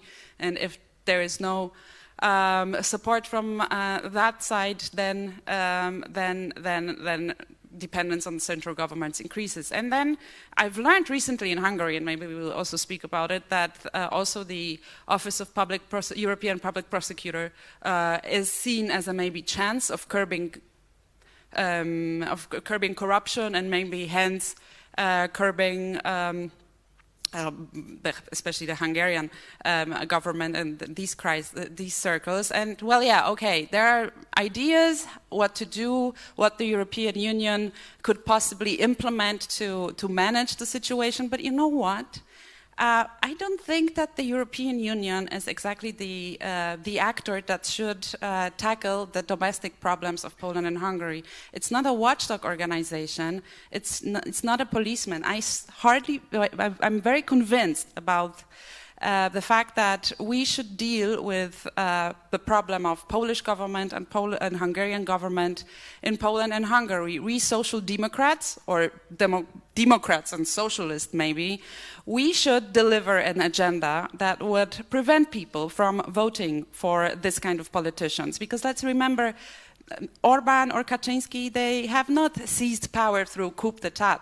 They were elected in a democratic process, and that's the problem, that people vote for such parties and for such very charismatic political leaders, despite the fact that they are not playing by the rules, that they are cynical, that they are putting both of our countries in this very unfortunate position that our societies are seen as black and white, whereas they are not. There is opposition. There are people who are not agreeing with the governments and what has been going on, and we need to support them, and we should also offer the agenda to counterbalance the populists, to counterbalance the right-wing tide in Europe. And my last point is, well, Hungary and Poland are relatively young democracies, and young democracies are maybe vulnerable, and such things maybe happen in young democracies that, I don't think that framing the discussion about Poland and Hungary and the rule of law and the problems with it in these countries and how Europe should tackle it, framing it as a Eastern European problem is right. Such things can happen wherever. And perhaps now it's, a shock factor, and no one wants to be associated with Orban and Kaczynski. But when it's gone, who knows if similar measures won't be implemented by other right-wing populist governments. It's a playbook. And in Germany, we have the AfD, who is, for example, growing in power.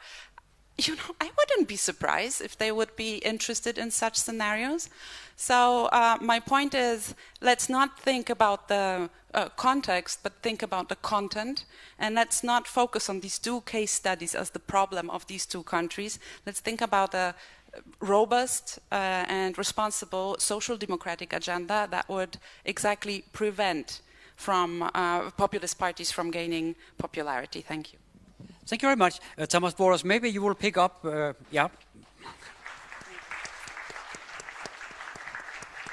Maybe you'll pick up from here. I noticed that Maria said it's not up to EU to decide who the people should elect, but is it not up to EU to decide when you're not in compliance in Hungary, where you are from, is not in compliance with basic EU values, shouldn't they act? Because what is really left of EU if we do not?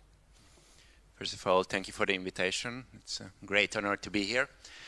Well, basically, I'm a practical guy, and my question is not whether it's up to the EU, but whether it will be effective if it's the EU that deals with this question, and whether it's effective and will help Hungary if the EU starts triggering the Article 7, if there will be a decision in the Council, as it was mentioned beforehand. This decision will not be made because it should be a unanimous decision, and it won't happen.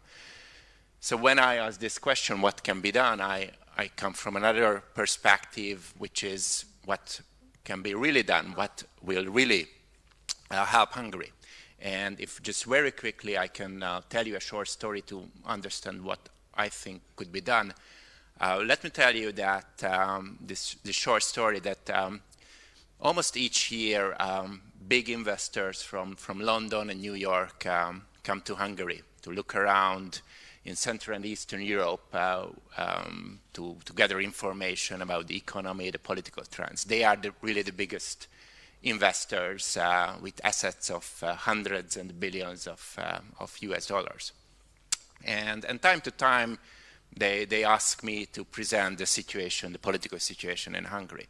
And when I talk with them and I speak with them about the breach of the rule of law, what's going on with the illiberal democracy, what's going on with the propaganda campaigns of the government in the public media, all these attacks against the EU, they are very, very shocked and very, very moved. They say that it's incredible what's going on. Well, they say it as a private individual. But they also say that when they go back to London and New York, they will they will do advise to invest in Hungary. Because otherwise, Hungary is an economic and investment paradise with low corporate tax rate, one of the lowest in the EU. We have GDP growth, and if you have a good deal with the prime minister, you can invest very well, and you get a lot of money. So basically, I think one of the biggest problems here is that as private individuals, a lot of people are shocked what's going on in Hungary and in Poland. But if you have some economic interest in this region, if you have some economic interest in Hungary and Poland and other countries, then you love these countries. So the biggest bluff, I think, of the populists is that they speak against the economic elite. They speak on behalf of the people, but actually they are making deals with the economic elite. So I think the solution is how we can stop coming and receiving this easy money. And also EU funds are easy money. So this money helping the government to survive. This money actually, what they do is helping ideologically Orban, because he says that you don't need liberal democracy, because in liberal democracy we had economic crisis. Now we have illiberal democracy and we have GDP growth. So people don't understand that this easy money, which is coming from the EU, is actually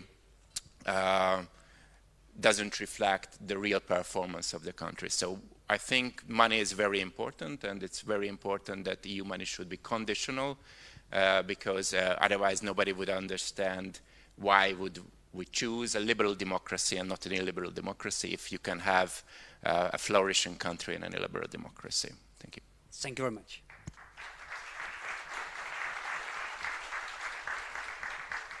I can just jump in. You will just jump in, I guess. I would just jump in. While I was listening to Poul Rasmussen, I was having this feeling that how much I miss him from the Party of the European Socialists. Really. I have to tell you, it's a really bad feeling when you sit in an audience and your country is being called on and pointed a finger at it. I'm here representing the Hungarians and not Viktor Orban. We wear this in Hungary, and we state with it that we Hungarians are in the heart of Europe, and Europe is in our hearts. And this is our position. Shutting out, closing out Hungary or Poland will not solve any of our problems. None of the Europeans' problems. It's like an orthodox way of thinking of medicine. Like if you see one organ dysfunctioning, you cut it out and you believe that, okay, my problem is out.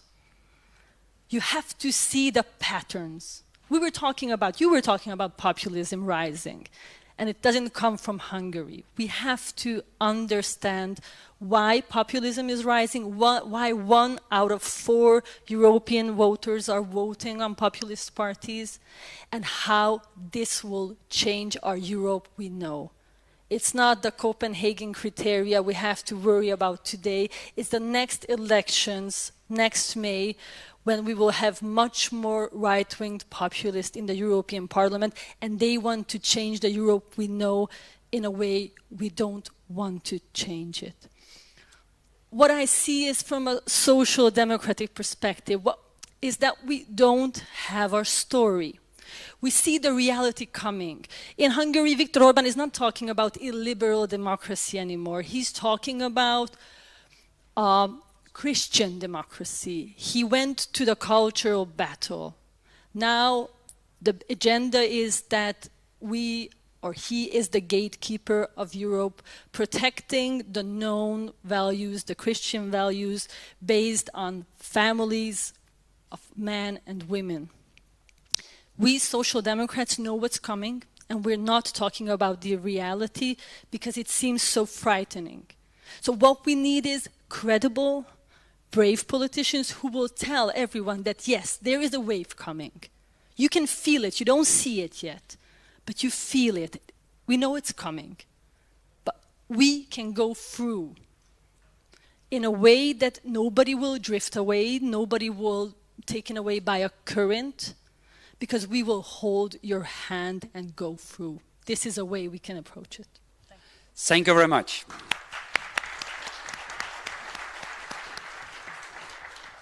And then we have two together ambassadors as discussants. And one, I said a wrong name before because we had a change in the panel. One is Dylan Casey Marshall. And would you be the first one to comment on what you just heard? Yes, you'll have a mic. It's coming.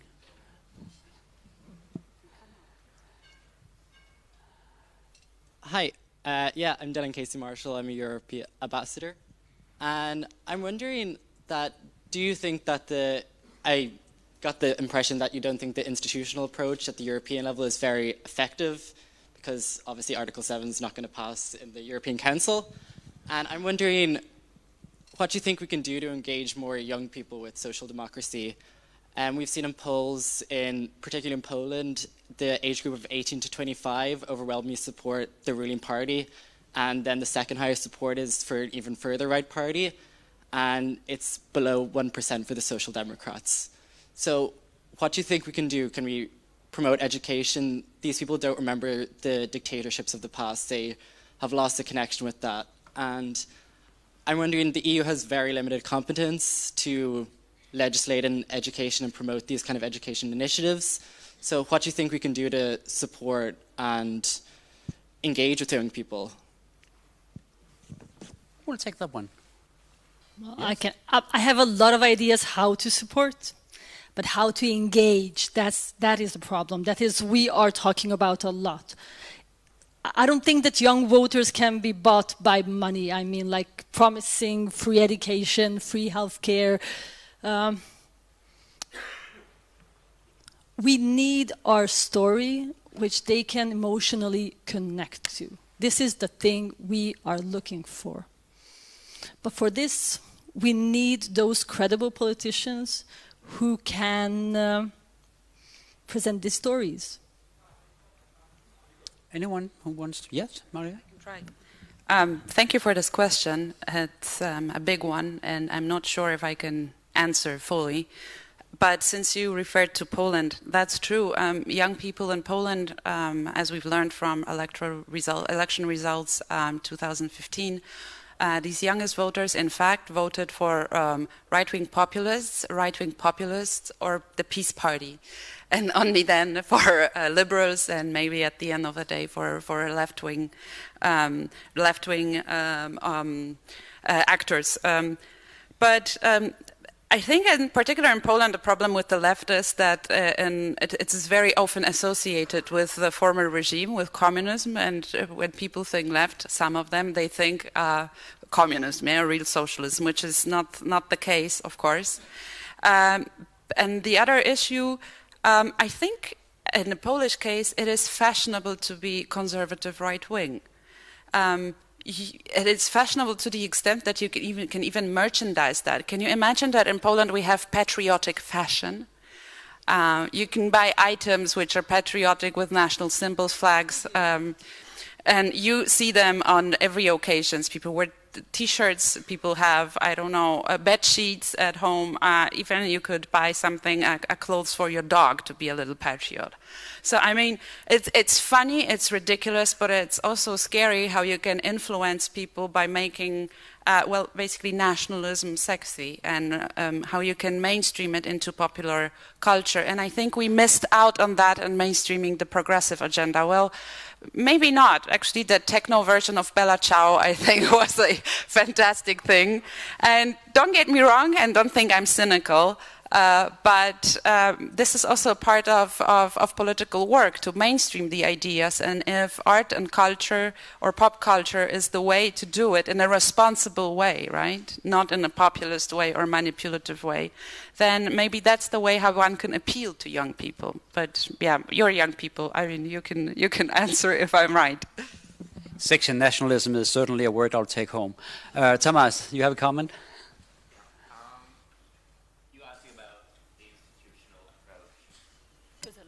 You asked about the institutional approach, or if the EU as an institution can do something. I think more or less we agreed that if you mean by this institutional approach, if you mean Article 7 as an institutional approach, I don't believe in it. I think the others don't believe it either.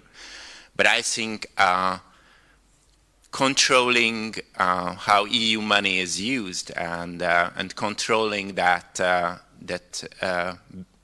that EU money helps both ideologically and financially building populist or illiberal regimes in the EU is possible, and this is also an institutional approach, just totally another one, so not based on legal procedures and sorry, but useless fights in the European Parliament, but actual steps which can show that that illiberal democracies are not sustainable if there is no external help. So I believe in an institutional approach, but based on money. And concerning young people, especially in Hungary, there are several segments which actually offers kind of a catch-22 situation. Is basically these countries are aging societies much more than most Western European countries. We don't have migration, plus it's an aging society with much less children than other countries. So it is the most essential thing for parties to offer solutions for old people or older people. Without them, you cannot win an election, and it's very, very hard how you can combine these two. And if you want to go for an easier solution, and as you are a politician, it's absolutely essential that you want to have more voters. You start with older people, unfortunately. So it's not easy in Hungary. But there is one thing which I think is also important. There are no big differences between the demands or the needs of young people and old people in a lot of cases, or older people. So jobs and housing questions are also the top concerns, and healthcare, and also the top concerns, both young people and older generations. Let's give the floor to our second together ambassador, Pedro Diego. Yeah, you'll have a microphone. It's coming. You'll have mine.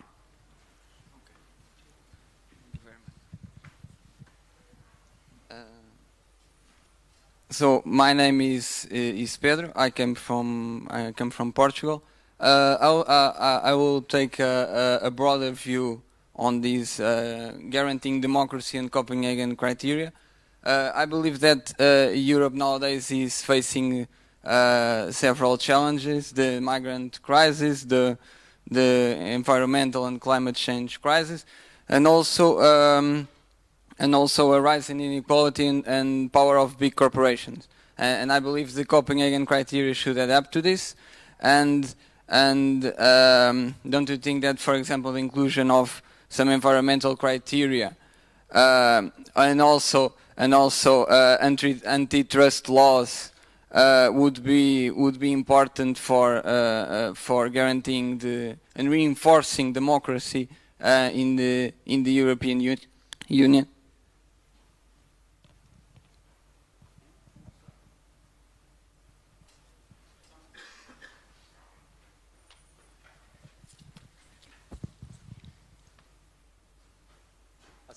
Yeah, I think it's essential that the social democratic parties should go back to their own agenda.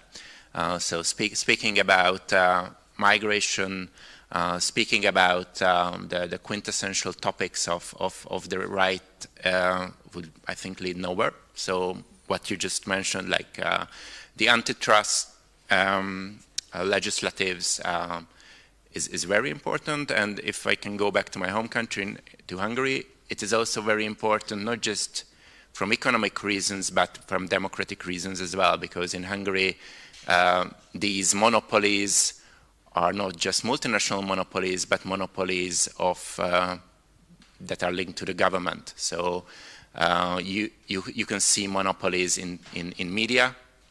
There is no real media pluralism in Hungary anymore. So if you fight against these monopolies, you both fight against them economically, but also it's very helpful for the democracy as well. If anyone out there wants to pose a question, it's you're very welcome. You'll have a microphone. It's coming rapidly from all sides. Yeah. It's very short, actually. It's about the strategic military situation. When we have these discussions in Denmark, in my circles anyway, the question arises, will it affect the strategic military position towards Russia? Are there a danger that the Eastern European countries under these regimes will drift back towards Russia, and Russia will have allies there, or these authoritarian regimes will find their footsteps together? Thank you. Who will go on that? Maria. Hi, I'll start. Yeah, you know, I'm Polish, and Poland has a very particular stance on Russia. It's pretty hysteric, I would say. I cannot speak for other countries, but the Polish case is very specific because of of historical circumstances, and also the older one, but also very recent ones like the catastrophe in Smolensk, 2010. When 96 passengers of a presidential plane were killed in an accident, in a catastrophe, which by some circles is still considered to be a assassination, orchestrated by Putin and Donald Tusk, however strange that might seem. And the Peace Party, the party that is currently in government, in their most radical circles, they are really feeding on that theory. However, I strongly also want to stress that it's a minority, however it lives. But I don't think that Poland or the Polish government would ever get closer to Russia, not only by this, but also because they are in intensive exchange with the Trump administration upon building a military base in Poland called Fort Trump, of course. So I think I'm very curious what my Hungarian colleagues will have to say, because the Hungarian approach, or Viktor Orban's approach to Russia, is far more different. But I wouldn't see this as a feasible scenario from the Polish perspective. So stay calm. They will not ally with Putin. They will ally with Trump. We are calm. Well, the 20th century hit hard the Hungarian society. 2 World Wars, a lot of losses, revolutions, bloody retributions, and a long Russian occupation.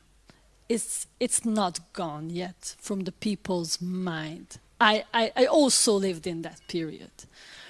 So even if Viktor Orban is doing business with Vladimir Putin, he doesn't do anything which is not supported by the majority of the Hungarians. So the Hungarians would never support this sort of alliance with Russia. Kaza, will that also go for the young people? As I think I mentioned, I liked Yasha Monk's books very much, and he's describing actually how youngsters are rapidly forgetting their past. So Sure. many more, and that is in America, so many more are now believing that military rule might not be that bad like it was in the older generation. So do you think that could change rapidly among generations? Of course, everything can change with really strong propaganda, but I don't think that the under 30s are so affected by the state propaganda, so they have different ways of communication. And you know, what I always learn from like my son's generation, that they are really good in this, filtering 99% of the information coming in. So it's not so easy.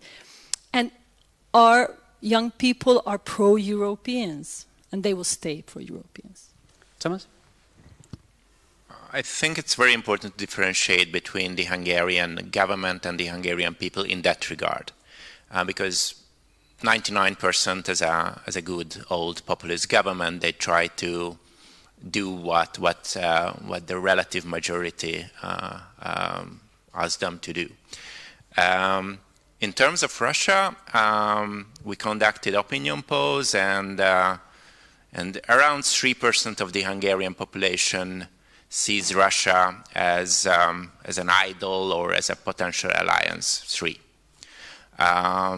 So I don't think it could be possible even in the longer term that Hungary and Russia can be an open ally. However, what's going on is the Hungarian population is having this in-between atmosphere or in-between mindset. So we shouldn't be, of course, be in the East, because that's terrible. So they hate what's going on in those regions. But there are so many problems in the West, so we should go our own way. So just as many people, Hungarian people, believe that we should resemble or kind of copy the West, is just the same as those people who say that we should go our own way. But still, the overwhelming majority of the Hungarians would like to stay in the European Union. So as far as I know, we are more pro-European than the Danish.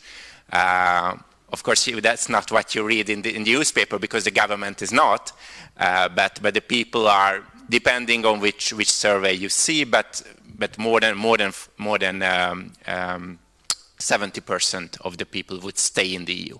In that regard, of course, there are big differences. But the government, as Kata mentioned, they do deals with Putin, and usually deals are not that crystal clear, so we don't know how they will behave. I think it's important for Viktor Orban to be as independent as possible, and he believes that he can outsmart both the EU and Putin, and can have deals and money from both sides, which can create for him a kind of liberty or freedom, because if you are dependent from one side, you get money and legitimation, everything from one side, you are dependent. So I think he tries to do this deal with Putin, which can be dangerous, I think, if there is some kind of conflict. But the Hungarian people are not pro-Russia at all. Thank you very much. And we take the last question from down here. Can we have a microphone down here? Yeah. Yeah, I was thinking that in this connecting with the fantastic lecture by Yasha Young from Harvard University, if we have to change this, discourse, debate, the rise of populist parties, if I understand him correctly, while he was debating with the Indian professor in BBC who was giving him a hard time, Cambridge University, saying that, we can talk positively about nationalism. So how do we change this debate? For a few years ago, we thought it's the economy stupid. I think I'm getting this impression that it's the culture stupid. Now it's about discussing and creating a new discourse about European culture. So how do we do this? Is it possible to create a new discourse and culture where Hungary and Poland and all could be part of it, instead of this divisive? I think this is the biggest problem I see in the Western world, coming from a non-Western world, is this absolutely unimaginable polarized society where grandparents are not able to talk with grandchildren, husband, wives are getting unfriendly, right from the United States to here. So what is the solution? How do we create this new cultural, political discourse? Thank you. An inclusive nationalism, is that what you say? Anyone has a response to that? Well, look at each other. We can stay here for an hour while you're playing the game. It wasn't the easiest question ever. I also read a lot about this, what you mentioned, inclusive nationalism or patriotism, and actually what I heard in the beginning of this conference from Danish politicians is something similar. So when they said about or told about that they are proud to be Danish, but they are also proud to be European, is something very different than what you usually hear from not inclusive but exclusive nationalist politicians. But in politics, you usually need some kind of enemies. So from political point of view, I understand this East-West divide because it's it's easier when you don't have your own agenda that you find some enemies and speak and categorize yourself against somebody. So it's sometimes useful for politicians, and it's part of politics, so I can accept this. But of course, I'm also more for a more inclusive rhetoric. You want to add something, Maria? Yeah, I would approach this question by inviting good old Karl Marx and speaking about base and superstructure. Well, Poland and Hungary actually were in that Euro enthusiastic club before the governments changed, right? And I would say that if you keep on repeating people that Europe is great because it's liberal, it has free market, and we all live in a welfare, which is true. However, from Eastern European or Eastern member states perspective, you see that you're still some kind of second category because you earn less and the inequalities are still there. We haven't yet reached the convergence in the EU, and that you still have to go west to earn more money to have a decent life at home. Then I guess you might be frustrated, and maybe then you might lose faith that actually, even though objectively the living conditions in all new member states have improved tremendously over the last 14 years, they are still not equal to Denmark or to Germany. And maybe this is also how why this inner frustration in some parts of the societies that have not benefited from the membership in the European Union as if in the way that they would hope for, to the scale that they would hope for. Maybe that's what made them prone to buy this anti-EU or Eurosceptic or nationalistic agenda. I'm not claiming it's the universal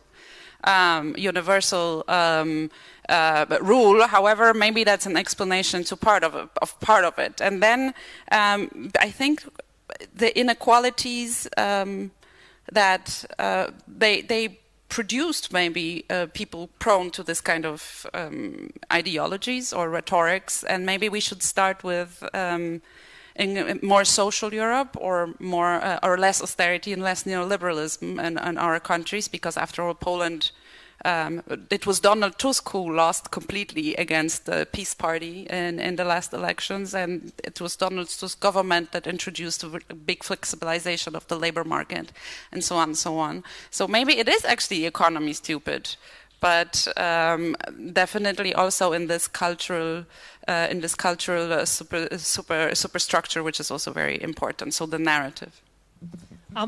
Just the whole discussion reminded me that for long years, we politicians, like Central Eastern politicians, were trained by a lot of think tanks that how to counteract populism, and we were told that you have to give them the facts, give people the facts. And if you give people the facts, they will know. You give them numbers and they will believe you. But what we've seen is that all populism, especially creating fear, emotions trend much, much faster and much, much better than facts and numbers. So we failed with that thing we were taught for many, many years. But to go on the positive aside, there was an intellectual gap for social democratic a new economy, but I think that gap is filled now. So we have now great books about rethinking capitalism for a more inclusive and green and sustainable Europe. I think we have those. Now it's time to choose a candidate, and we will be going to Lisbon, many of us, and choose a face, hopefully, who will personalize and tell our story of this new economy. I'll allow myself to ask a direct question to you, Maria, to something you pointed out before. You were not too fond about the Article 7 idea. That was not, I think you said, that is not how we solve Poland's problem by being suspended from EU. I wonder, what is left of EU if EU is not even standing up for the Copenhagen criteria which we're celebrating today? What is left? Yeah, don't get me wrong. I'm not of the opinion that the EU should tolerate and not react. Yes, of course it should. But to tackle the reasons why this kind of governments are elected, then it's not the EU's responsibility to engage with the citizen in national states and member states and to present them with alternative agendas, with alternative ideas, with convincing ideas, not to embark on right-wing populism. I'm definitely sure that the EU should react on if the European law is violated and if member states are not playing along with the rules. But, it's not the Soviet Union or Moscow. I mean, it's not the EU cannot be a savior, which we often actually hear the calls of the opposition in Poland, Europe, save us. No, it won't save you because it's your responsibility, your task to save the country from the right-wing populists that are dismantling democratic fundaments. And if you cannot do that and wait for someone else to do it, be it the EU, then you're, I guess, not, or they are, I guess, not even in the position to rule and to govern. So this was my point. Not criticizing the EU of getting involved, but rather pointing out who would be the actor and the active part that could tackle the problems. Thank you very much. My screen here shows a red light, 00000. That is what we've got left. Thank you very much. Shouldn't we give them all a hand? Thank you.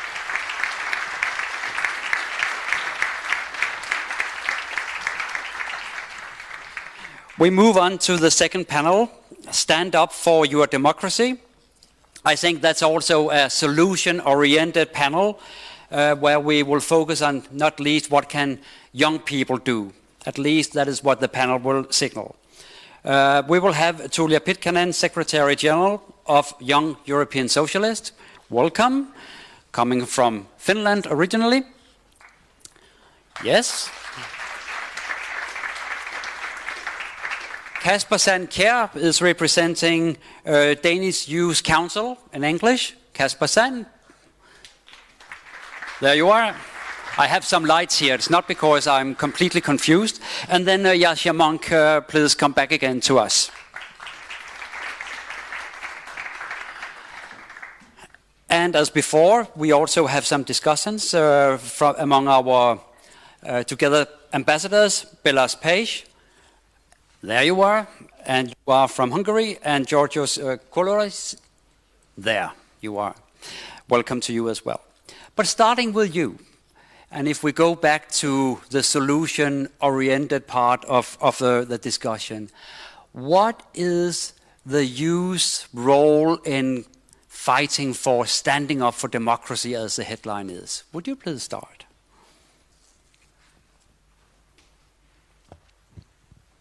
Thank you very much, and thank you very much for the invitation. So just for those of you who don't maybe know, the Young European Socialists, my organization, is the umbrella of all of the social democratic and socialist youth organizations in Europe. So we bring together more than 60 party political youth organizations from our family.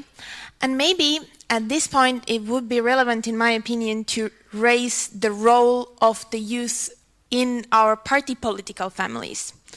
So when it has, like, the involvement of the youth in political life, of course, it has been a topic forever. I think that, like, at least for several decades, we always think that the youth is not involved enough and they're not political enough.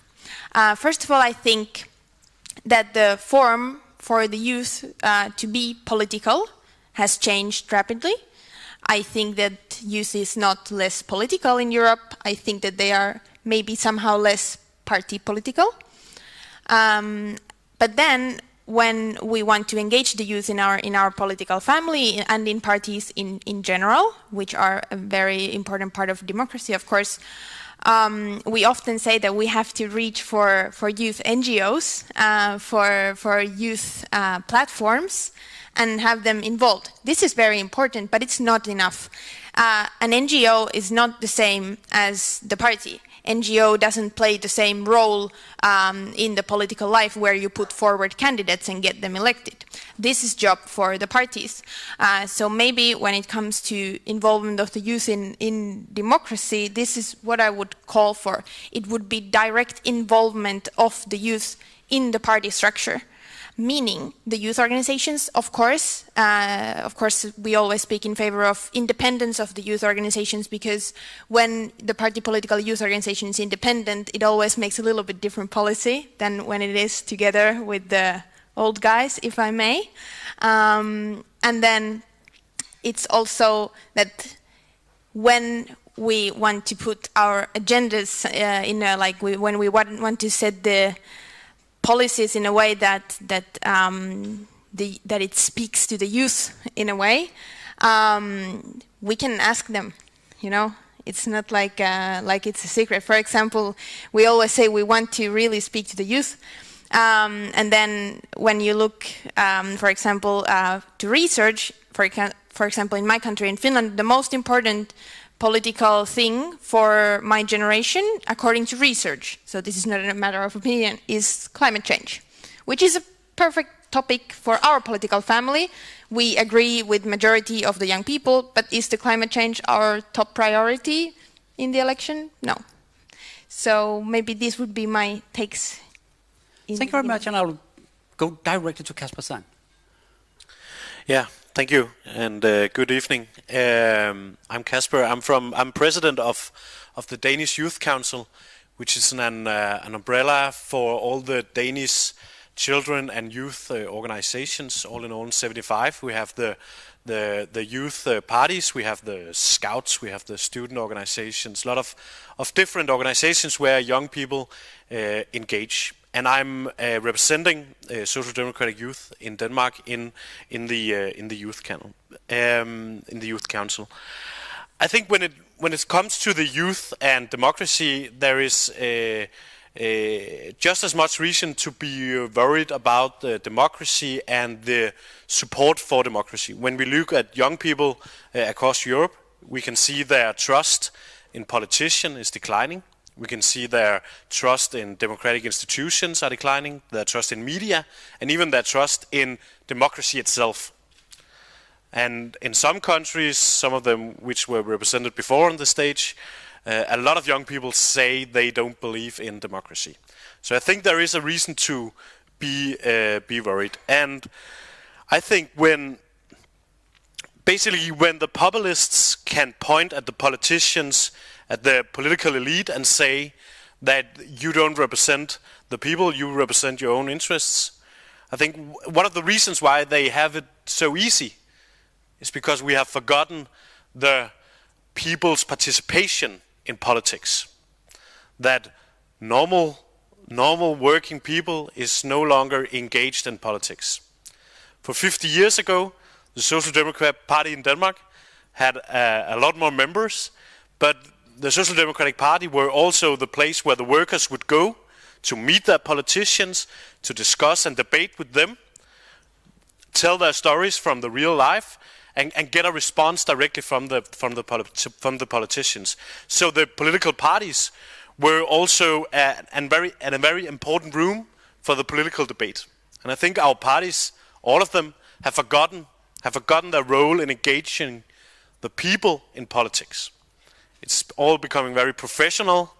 It's all about the media agenda. It's about campaigning, not about engaging and talking.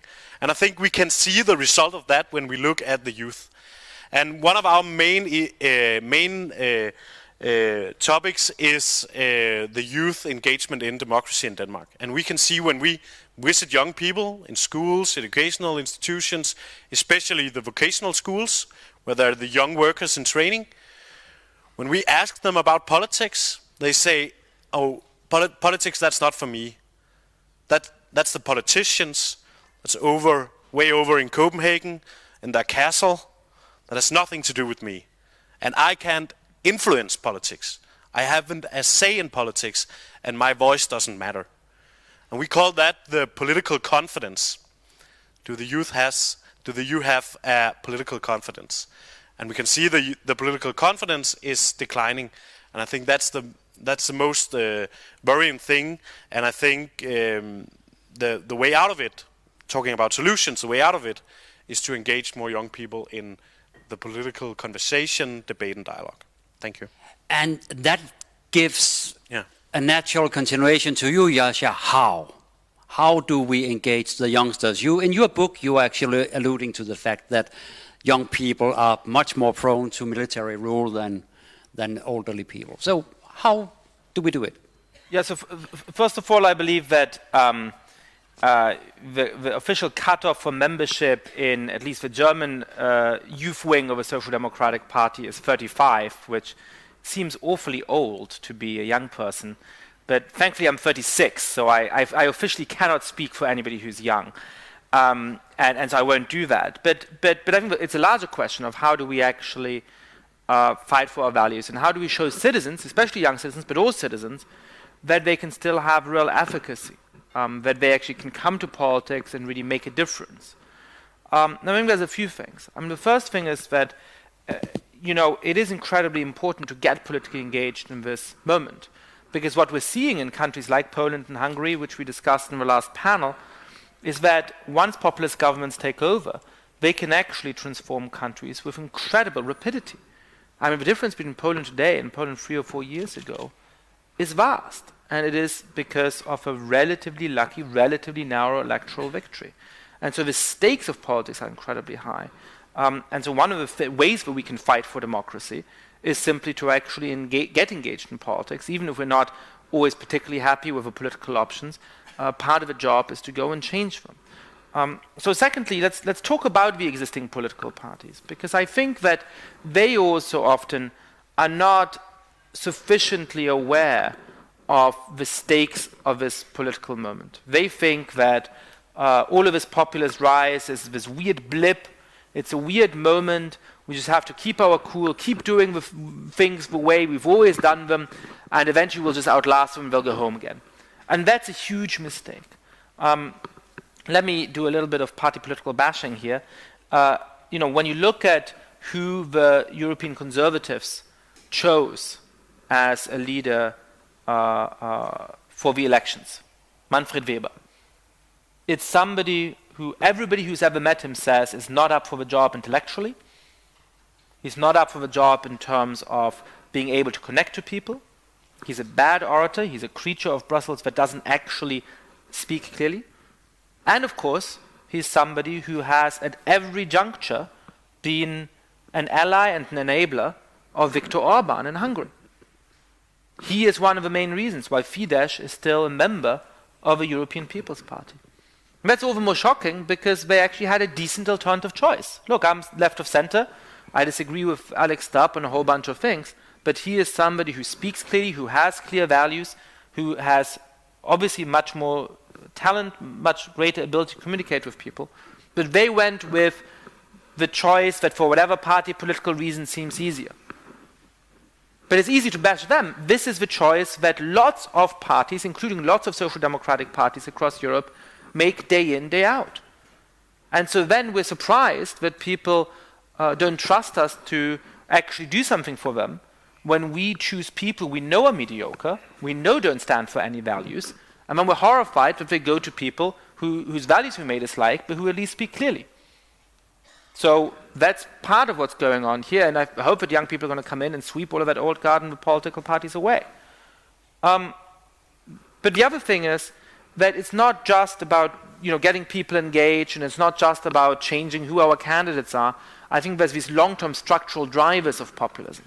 One of the reasons why people don't have trust in the political system is that, if you were born in 1950, it was easy to live your first 25, 30 years of your life and say, well, of course the political system is delivering for me. Look at how much better my life is than when I was a little kid. Look at how many more opportunities I have than my parents did. And that's not the experience of any of us on the stage, right? We're all lucky, I think, in all kinds of ways, but we don't feel like, oh my God, what we have now is so different from what we had when we were kids, and my life is going to keep getting better, right? So we have to think about how to change that again, how to show people that politics is delivering for them, because then they might actually have a sense that, hey, it's worth getting engaged.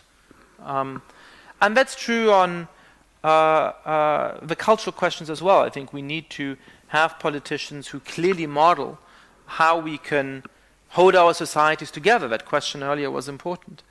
And that means not sneering at our fellow citizens, not looking down on them if they vote for populists, not thinking that we're better than our fellow citizens in terms of what we eat and what language we speak and where we go on holidays and what kind of values we have.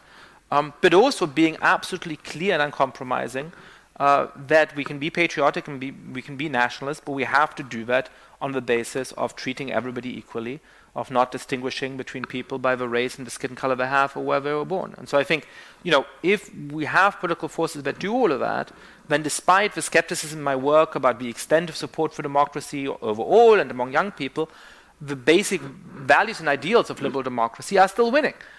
They're still the ones that appeal the most. But we got to show that we're partisans of those. One way of putting this, and then I'll shut up, is that, we're in a weird position. Because there's people who are you guys are social democrats in countries which have deeply been shaped by social democracy, and we're liberal democrats in countries that are liberal democracies. It becomes easy to become the force of the status quo, the force that says, well, look, there's a lot to defend. And there is a lot to defend, and we should do that unabashedly and proudly. But also, the values for which we stand are quite radical, actually. They're pretty far-reaching. And the world is not yet it does not yet conform to those values. There's a lot more progress to be made to make our societies more truly socially fair, more truly liberal, more truly democratic. So I think we have to refine our own radicalism, which doesn't mean that we go to the political extremes, but we abandon the policies that have worked for a long time. But it does mean that we say, what kind of change would it actually take to make the world look more like what our ideals are? And if we manage to put that forward, then I think people will gain more trust in politics and see it can actually have an impact, and then hopefully young people will get more involved as well. Thank you very much. I love your analysis of just your definition of young is so wrong. But to that, Balazs Page, the first ambassador, Together ambassador, your comments on what you just heard. Is it on? Oh yeah, it is. Okay. First, thank you for inviting me here. It's a great pleasure for me. I'm from Hungary, which we talked about many things. Do we have all social democrats in Hungary in this hall today? Is this all of you? Sorry. Yeah. Okay, so just to brief you about the situation in Hungary regarding the youth. In Hungary, the political apathy among the young people is critical. The destructive and noxious nature of the recent political dialogue, the previous years, and young people, and because of that, young people see politics nothing but as the source of everything which is bad in the country. They see politicians like thieves, like liars, and they see them as the motivators, as the constructors of the governmental media, which broadcasts only propaganda. Because of that, they see politics as a source of inequality, the source of poverty, and, of course, of government propaganda, instead of what it really is, the tool of change. And the tool of changing our world to make our society the society of equality, solidarity, and prosperity. Thus, my question would be, in such a political atmosphere, how could the EU promote the political engagement of the youth in Poland and Hungary, to make young people in those countries to be the actors of change instead of leaving for a better life to the northern and western parts of Europe? Thank you. Yeah, you just start and we take a round. Thank you very much. In my just a minute ago, I said that in my opinion, the youth is not less political, but I think it's less party political. And when you say that in Hungary, in your opinion, the young people think that politicians, parties, and so on, that they are like criminals, it means actually that the youth does have a political opinion in Hungary, and this political opinion is that there is corruption and things need to change. But this way of what I'm talking about here is like a large and like a wide understanding of what is political. What I mean is that, for example, in this case, obviously there is political will to change, but it's not channeled through the existing political forces, meaning the parties and the democratic system. So when you say that the youth is very critical towards the existing political elite, it is political itself to think that. But the system doesn't channel this political will. And I think that when we talk about youth being political, this is one of the core problems, is that I really don't believe that when we think that there is like political apathy among the youth in any country, I don't think that the youth lacks opinions. I think that the system doesn't channel these opinions. I think that our parties or any parties necessarily don't channel these opinions as political change. So when it comes to the role of the European Union, it is a very complicated question, obviously, but I think that in a key role in this question is that with European tools and structures we should really defend the rule of law and the democratic institutions, freedom of speech and structures like this. So the channeling of this, I would say, existing political will, whether it is just to overthrow something that's considered to be, for example, corrupt, can be channeled into democratic force. Kasper? Well, first of all, I agree that the youth doesn't have a lack of opinions. I totally agree. But my point would be that they have a lack of political confidence. So they have opinions about the society, but they don't believe that they can play a part in changing it. And that's the political apathy. That I don't have a say, I can't do anything with my voice. So I'll just go another way. So I think that's the main issue, and I think that the European Union can play a big part in that, not just in Hungary, but for young people all over Europe. And if any of the members of the parliaments are still awake, they should have an ops on the European Youth Strategy, which has the possibility of making a lot of many different tools you could use to engage young people across Europe in politics, and I think that would be an obvious thing to do in the times we are in now, to go all in on engaging young people in the society and in politics and do it across borders. But the way I've seen the Commission's work with the youth strategy so far, it's not going to make any difference on the youth political engagement. Kasper, is the youth really political apathetic? I mean, when I was, according to your definition, when I was young, I would say we were apathetic. Because I think I was the only one who wrote a reader's letter to newspaper.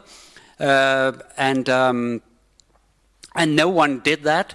Nowadays, my kids, they are writing on Twitter and Facebook, and they're really participating. They're just participating in another way. So, but okay, I don't think it's black and white. Of course, there are many young people engaged, tweeting their opinions, going into party politics, going into NGOs, everything. A lot of young people are engaged, but I think the young generation now is more split than ever in the ones that are engaged and the ones that are not. And we can see that, for example, in election participation, in turnouts, who turn out at the elections. It's in Denmark, it would be white, young, well-educated women. They have an election rate of 90%, and young men with an immigrant background and no education, no work, they have a turnout of 10%. So it's really divided who engages and who doesn't. And when I talk about the apathy, it's not young white women at the universities I'm talking about. I think they're going to be fine. They're going to get engaged and all that. It's if you can say it so, the bottom in engaging and in political confidence. And that, yeah. So that's one point on the political apathy among youth. I think there is a truth in that every generation has to find their own way into politics and into democracy. So we can't apply what worked the generation before to the young generations. And I think we have a lot of work, all of us in the youth organization, on finding the way for this generation to get engaged. And I'm not sure we have all the answers yet, because I don't believe it's Twitter and Facebook that are going to be the new medias of political engagement. I think they are disturbing political engagement. And just to give an example, when we ask young people in Denmark, have you ever once in your life put a political opinion on Facebook? 60% says no, never. And I could never think about doing it, because you don't know what you get thrown back in your face. So I don't think Facebook and Twitter is the answer. I think there are other ways of engaging young people. But you are talking about the same divide as Kasper was just doing in your presentation before. It's about education.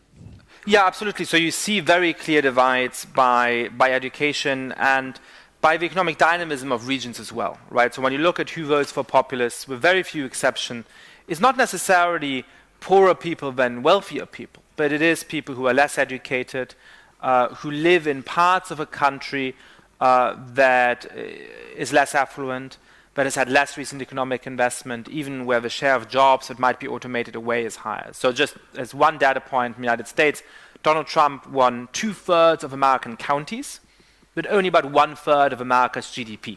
That shows you something about the difference of the kinds of areas in which you won, the kinds of areas in which you didn't win. And you see that at the individual level as well, right? You're educated, you have an experience of being efficacious, of organizing some club at your high school, at doing a little campaign about, your school changing, to more recyclable, plates or whatever. And so you feel like, oh, I can actually go and have a voice in politics. Whereas you're less educated, you have less of those kinds of experiences, you feel like nobody listens to me anyway, what kind of efficacy do I have? So that's a diagnosis. How do you solve that? How do you get them included? Well, I just want to make sure that we bring it back to Hungary for a moment as well. And I just want to say two things about that. The first, as a social scientist looking at this, there is a paradox that the incredible freedom that Central Europe now has, that it didn't used to have, of traveling, makes it harder to sustain freedom in those societies. Ivan Krastev, the great Bulgarian political scientist, always reminds people of the joke about what the two greatest places of opportunity are. Where do you really have to go in Sofia if you want to go and make it in the world? It's Terminal 1 and Terminal 2 of the international airport, right? Because the easiest way to make it if you grew up in Bulgaria is to go abroad. And of course that means that a lot of the people we've been talking about, the people who are engaged, educated, who are self-confident, a lot of them leave those societies. And that's one of the reasons why it's so hard to engage young people in them, because the people who the prime targets would be, they're torn. Do I stay and fight for my country in really difficult circumstances? Or do I go and do that master's program at some great university in Denmark or in England or in the United States? And a lot of them understandably make the latter choice. And that's one of the challenges. I also want to just say a little bit about, I think the question was, what can the EU do to engage young people there? And, I'm not sure that's exactly the EU's role, right? So there's been a lot of debate in the previous panel as well, but what should the EU do in Poland and Hungary and what should it not do? I think the EU should be very careful about looking like it's trying to get engaged in party political fights within Poland and Hungary. But I also think that the EU should be very, very clear in saying that the European Union is a club of values. And that if countries violate those values, then that will have very real consequences. And sometimes the arguments I hear for being very cautious about sending less money to Warsaw and Budapest for the aspiring dictators in those countries to exploit for their domestic purposes, or even in starting Article 7 proceedings, just strike me of laziness. They strike me of, we've always done things a particular way, let's just find some excuse for doing it the same way, and the easiest excuse is, oh, they'll exploit it to say that the EU is somehow against Hungary or against Poland, and it's going to harm the people fighting for democracy in Poland and Hungary. We've had years of not doing anything, and it doesn't seem to have helped the opposition there. We don't know what's going to help the opposition. I agree that in the end, the opposition itself has got to get its act together.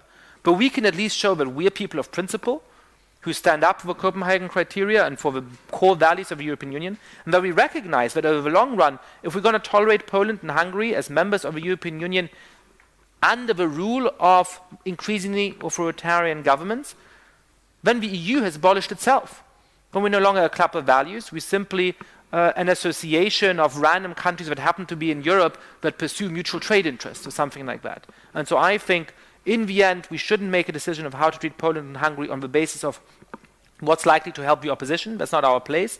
We should make them on the basis of what preserves the core nature and values of the European Union.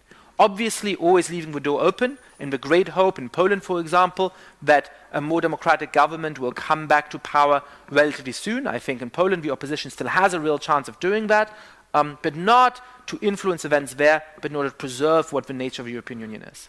Thank you. Georgios Koleros. And before you pose your question, if any of you have a question, please mark your fingers. I hope to see one or two. You.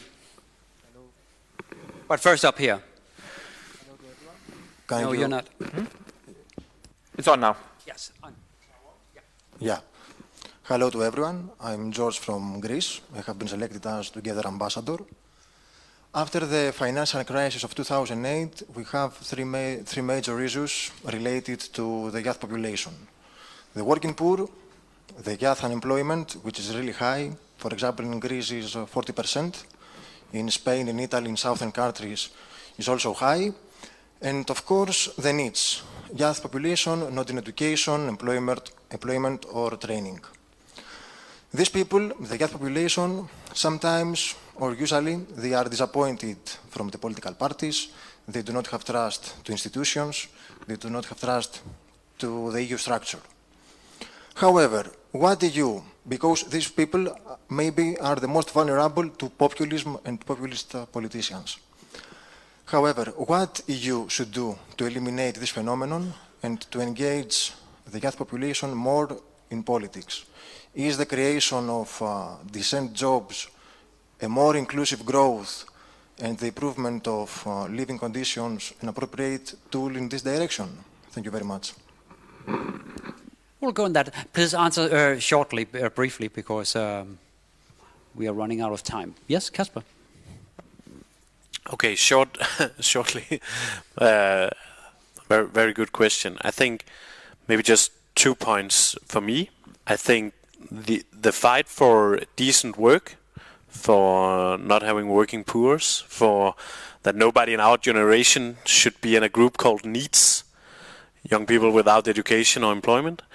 I think maybe that could be one of the key topics for us as a youth in Europe to organize around, because that is an issue, of course, mostly in the southern European countries, but in all European countries. In Denmark, every 10th young people is not in education or employment. So I think we have that, we share that across Europe as a young generation. I think maybe that should be one of the topics we can organize and find ourselves around. Okay, that's one thing. I think the whole financial crisis, austerity, has been one of the worst events for the democracy in Europe. And for me, I have this image in my head from the years after 2008, where the European Council, they met again and again and again on what should we do? Europe is in a crisis. How do we get the economy back on track? And they came out of the meetings, and Merkel and Hollande and before that Sarkozy and the reporters said, okay, have you found a solution? Have you now have you got the economy back on track? And they look at the reporters and they said, well, we will have to see Monday morning when the market opens. And I think that feeling of who has the power over the economy, I think that has been truly an attack on European democracy. Sola. No, Sola, and then I'll go to the floor. Is that okay? Because I would like to have some. Yeah. But you wanted to answer shortly, briefly? Well, I can say very briefly. I think that the situation that you described for the young people in Greece, it is a perfect example of the structural flaw that we kind of have in the EU. What I mean with this is that in the EU, we have integrated our economies. We have opened the borders of the trade. But then when you are making this kind of an integration, it's clear that you cannot put a society into sectors of trade, education, employment, and social, and so on, and then just integrate one of them, just open the borders for the economy, and then the rest has to follow. I think this is a very big flaw in the structure of the EU, that it's also and the result is exactly what you're describing. So I'm actually maybe radical enough to say that what the EU can do is that it can reform its structures in this sense, and a good start is social pillar. Let's go to questions. Can you do it briefly and brief answers? Yes. Yeah, very briefly, it's concerning how populism is affecting the deliberate democracy. Because as Yasha Monk said, if you oppose a populist, they would typically say that you're illegitimate, and also that they would have this performance legitimacy and think we get things done. But if you oppose those with real facts, they would claim that it could be fake news. So how do you argue against a true populist? Yeah. Well, look, I mean, populists always have a little bit of an easier game because they can make outsized promises that they don't have to keep because they don't care what happens 5 years later or 10 years later. Whereas I think for the defenders of liberal democracy, we have to play a more long-term game. If we manage to win an election by making huge promises and then we get into office and we can't deliver on any of those, the populists win the next time round. So we have to be a little bit more careful. But I don't think that's an excuse for speaking about politics in a boring way, for using lots of technical terms that people don't understand, for saying that it's not possible to fight for clear values to which people can relate. And so, I think we need to remember that politics and democracy always has to do with passion, always has to do with values, always has to do with communicating who you're for. And there's ways of doing that without making false promises, without victimizing minorities, or without violating any of the other principles of liberal democracy. I'll take a question from here. Is it working? Yes. Hi, my name is Timothée Lucius and I'm from France and I'm an active member of the Jeunes Socialistes in France. So it's great to see a YES member on the stage. And in France we had some trouble with our organization, as you might know. But we used to be what we call in France éducation populaire, which means like popular education, a way to give tools to the young, also to understand politics. And I think that's something we don't do anymore with the young organization, and that's one of the reasons we have become more technical, like our less orderly organization, if I can say that like that.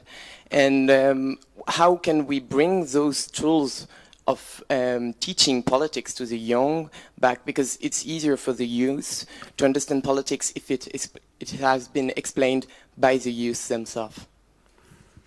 Sola? Thank you very much. Also very happy to see somebody from MGS here. So I think this is a very relevant point. So when I spoke about the role of the youth within the parties in the beginning, this is actually in the core of what I mean. So what we have seen throughout Europe, and this is for all parties, so not just for us. It's the decline in membership, but especially a decline in youth membership and the membership of the youth organizations. Like, I think that in the 70s, like my youth organization in Finland had like the Social Democratic Youth, I think they had like 40,000 members. And I think like vast majority of that has completely disappeared. This is a matter of changing times. So also you cannot, like I said, expect the youth to be political exactly on the same way. So you cannot expect that this being political is still channeled through exactly your youth organization necessarily. But still, when it comes to our political family and our parties, we should take it seriously, because like in the level of a society, having democratic youth-led youth organizations also in the political sphere is a matter of education and giving tools for somebody to rise in the political structure, to mobilize supporters, maybe get elected, and not just get elected, just only to be a part of it, you know. So everybody who is in the youth organizations definitely, like you said earlier, shouldn't aim for public office. You can just hang around, like I said. So I don't have a very easy solution for that, but what I would say is that actually this is also a matter of culture that we have generally, for example, in schools, in universities, in education. I know that where, for example, among all of our youth organizations, one of the highest memberships that we have is in Sweden. And in Sweden, you have a tradition that you have very strong school elections, where the youth organizations are part of this school election. This kind of, it raises the young generations into this political life and into this like understanding of also party politics as one part. So these kind of structures can be put in place, but of course it takes time and will. We take the very last, very brief question, and we will give you the floor afterwards for very, very brief answers. Yes. Yes, you are the brief man. Sorry, Kasper, can you see the auditorium is empty? What else would you have done to get more bums on seats? I mean, this city has almost 200,000 young people, and you can hardly see 20 people here. Oh, that was a punch. Kasper, it's your city. Yeah, but it's not my event, so Could I say it is a little bit of fake news? I can see at least 23 people here, and actually perhaps more like 70. But you know, I agree. It's the inauguration all over again. Well, I think we have to start earlier, because you're not going to have young people walking in from the streets to this totally nerdy elite debate on European democracy and politics arranged by some European party they have never heard about. So I think we have to start earlier, which brings me to the question before, which I would have liked to answer, because I think it's a key to engaging young people in politics, to have the engagement done by youth to youth. I think that's a key.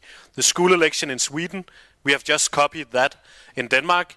This spring we are doing it for the third time. We are using the political youth parties, bringing them out in the schools. We have a 3-week theme in the schools where the teachers do democratic political education, and then the youth parties are doing an election campaign, and it all culminates with a kind of mock election where all the pupils go into a voting booth and vote for one of the Danish party. It's an amazing activity, and we can see how it engages young people in politics, and it really opened their eyes. Another activity we are doing is, we call it Days of Democracy, that we do it in the vocational schools where young workers are trained. We have them a whole day where we have young people from the political youth organizations, from the student organizations, doing political education, democratic education, advocacy training, and then at the end they have a chance to be a part of the youth organization. I think that's the way to do it.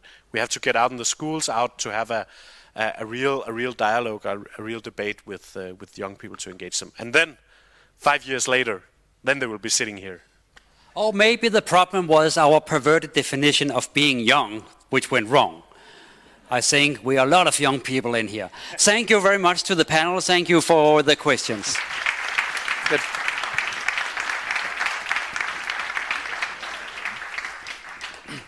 I can see the reception is coming up. The food is getting cold. They're taking out the food again, so we have plenty of time.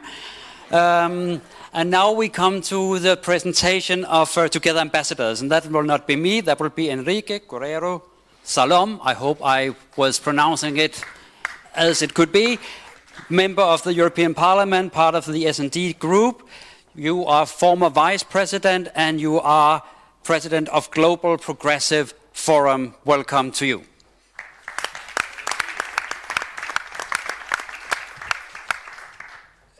Good afternoon in Spanish, good evening in Danish. Time has come to use massively headphones because I'm going to speak in Spanish.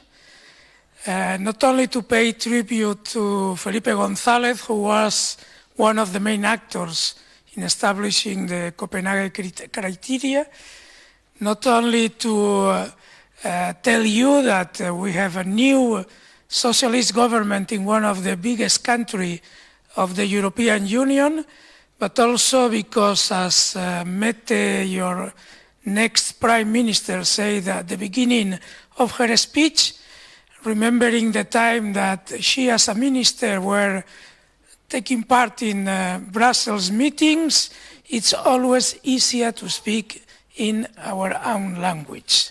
So I moved to Spanish. En relación con lo último que se ha dicho sobre los jóvenes, lo cierto es que la segunda parte de la actividad ha sido protagonizada por los jóvenes. Normalmente los jóvenes están escuchando y, sin embargo, han sido ellos los que realmente han expresado su voz en esta segunda parte de nuestra reunión.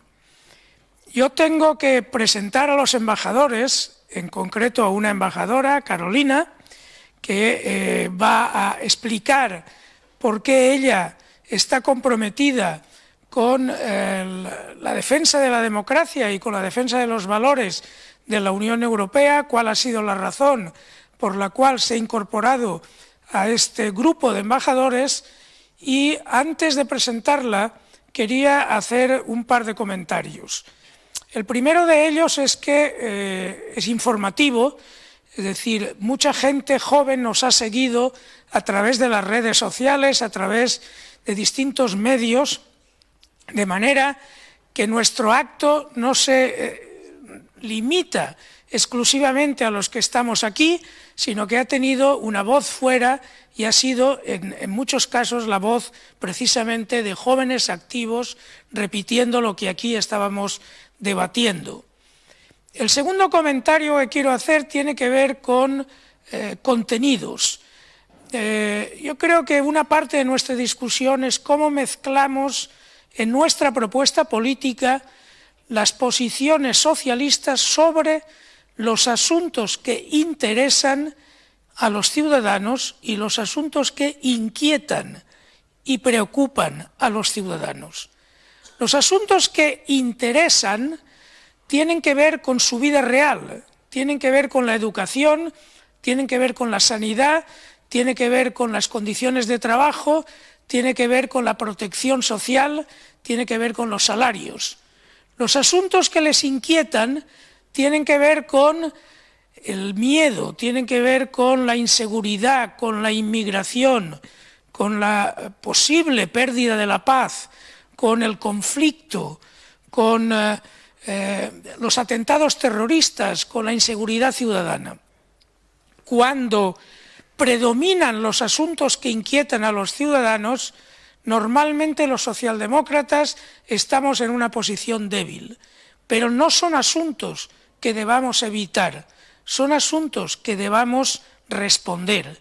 Y por lo tanto, una parte de nuestra función consiste en integrar en nuestras políticas las cuestiones que interesan a la vida diaria de los ciudadanos y diluir los temores de aquellas cosas que les inquietan, que es el campo en el que crece el populismo.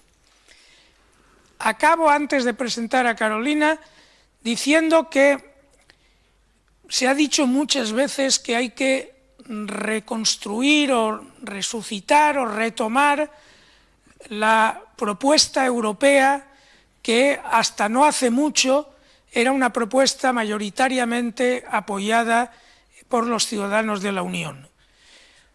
Yo pertenezco a una generación de españoles que entramos en la Unión Europea en 1986.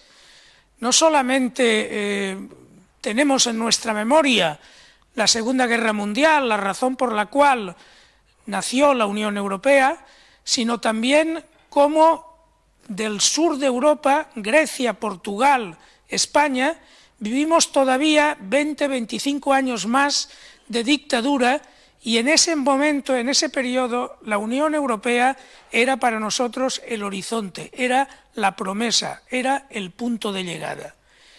Un filósofo español que se llama Ortega dijo: España es el problema y Europa la solución. Si retomamos muchos años después esta expresión, significa ninguno de nuestros países va a resolver por sí mismo los problemas, todos juntos podemos abordarlos. Y tenemos que abordarlos con las 4 condiciones, menos de un minuto más, que señaló en su día Jacques Delors. Somos y tenemos que ser, en términos actuales, una economía competitiva, en un espacio de libertades y de derechos fundamentales, con un modelo social protector de los ciudadanos, con solidaridad interna y, por tanto, convergencia dentro de la Unión y con solidaridad externa. Y haciendo caso a lo que ha dicho Tulia, incorporando lo que se refiere al cambio climático, a la lucha contra el cambio climático. Porque el cambio climático no solo compromete qué tipo de futuro tendremos, sino el hecho mismo de que tengamos futuro.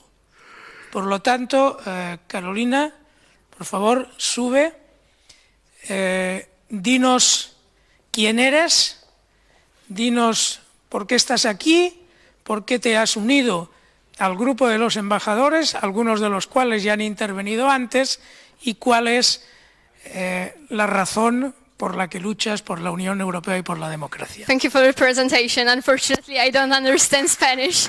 So, good afternoon, everyone. It's a pleasure to be with you tonight. I come from Poland, so the topic we're discussing tonight is an interesting and important one for me from a very personal perspective. Not only because there was a beautiful idea hidden behind the establishment of the Copenhagen criteria to create a union of common values, a union that has their own inviolable rules.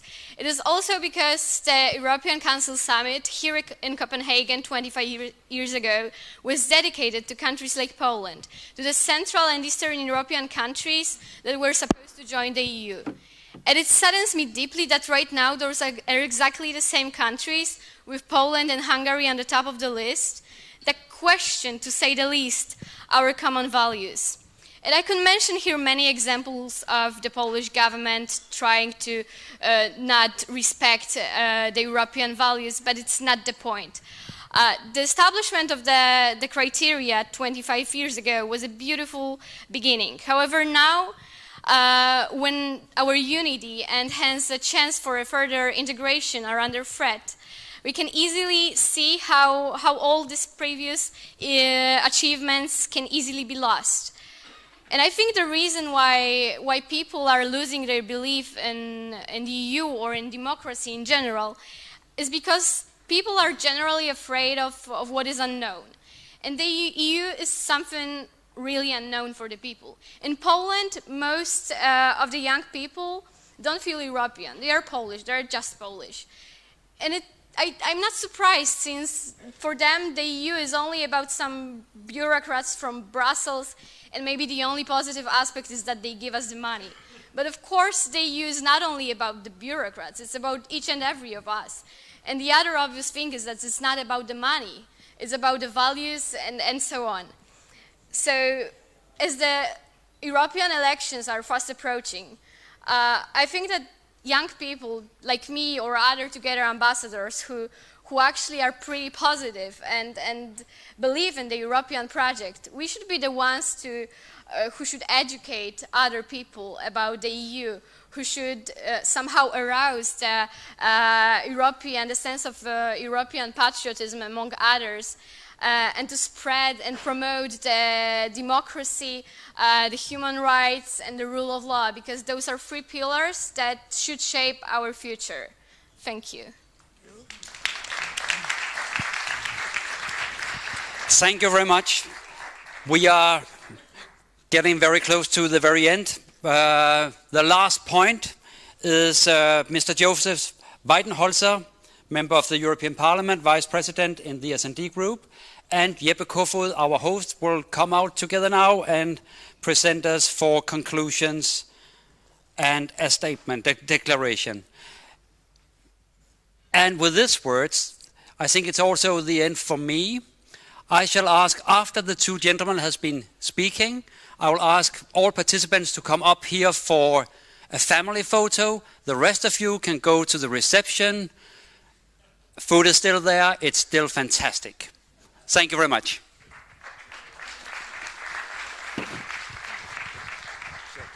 Thank you very much for coming to the end of this afternoon and evening. I think it was a very interesting, challenging discussion, and the resolution is already provided.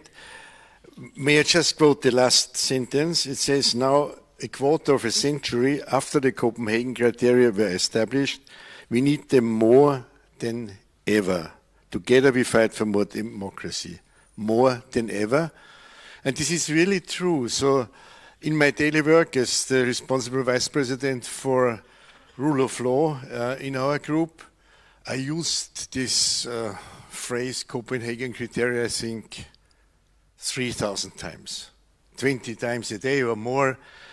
And it was really helpful because in all these cases, I'm also a member of the rule of law task force, Poland, Hungary, Romania, Slovakia, Malta, Bulgaria, and many others in the pipeline. This is a magic word.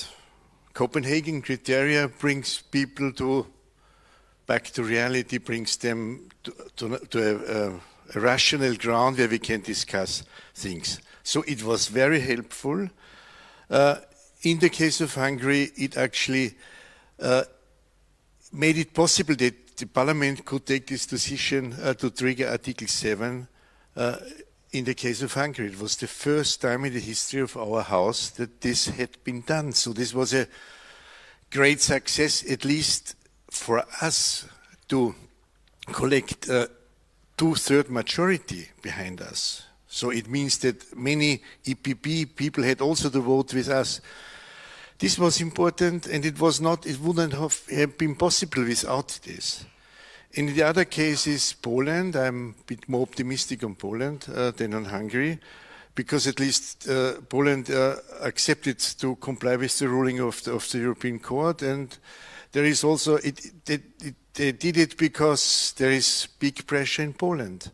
And it's very important to see this, that many Polish people, I know that there are still problems, but using the word konstytucja.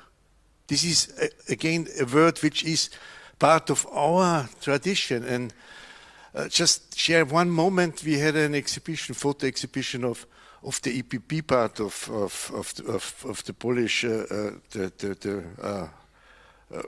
the Polish party, and they were organizing an exhibition on demonstrations in Poland. And we attended this exhibition, many colleagues, and at the end of this, people started to shout "Konstytucja, Konstytucja," and this was in the House of the European Parliament. So this is something important about a Copenhagen criteria. And we also now, the European Parliament was now voted on a resolution on a rule of law mechanism, a permanent mechanism where we can really challenge all these problems. And the next mandate will be very active on this. So are we in a kind of, can we be optimistic? No, because we're living in historic times, and at least when I'm not awake, when I'm sleeping, the 1930s come into my mind, yeah?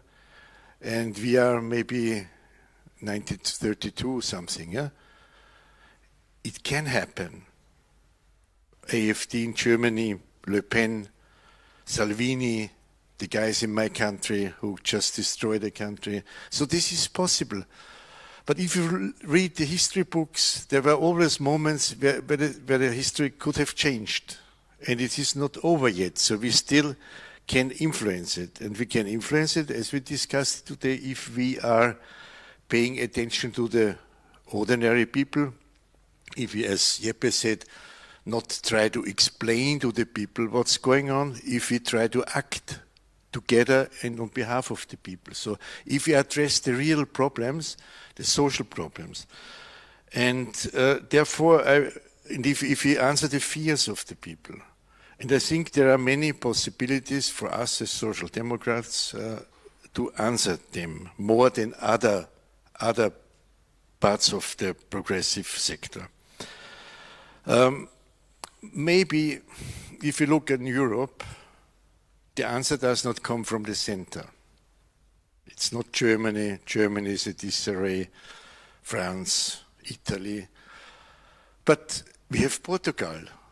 And Portugal showed if you are really answering the questions of the people, are really trying to comfort what people are anxious about, it, you can win elections. So from the south, and maybe from the north.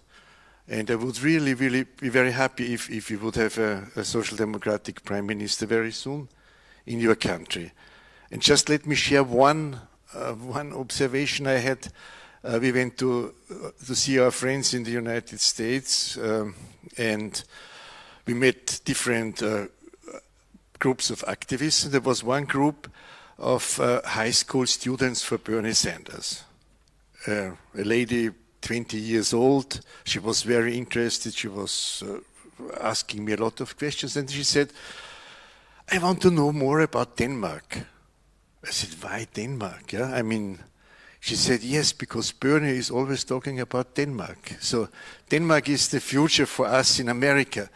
So let's hope that you will win the elections, and together from the north and the south, we will change Europe.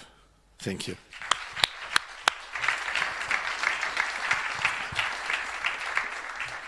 Yeah.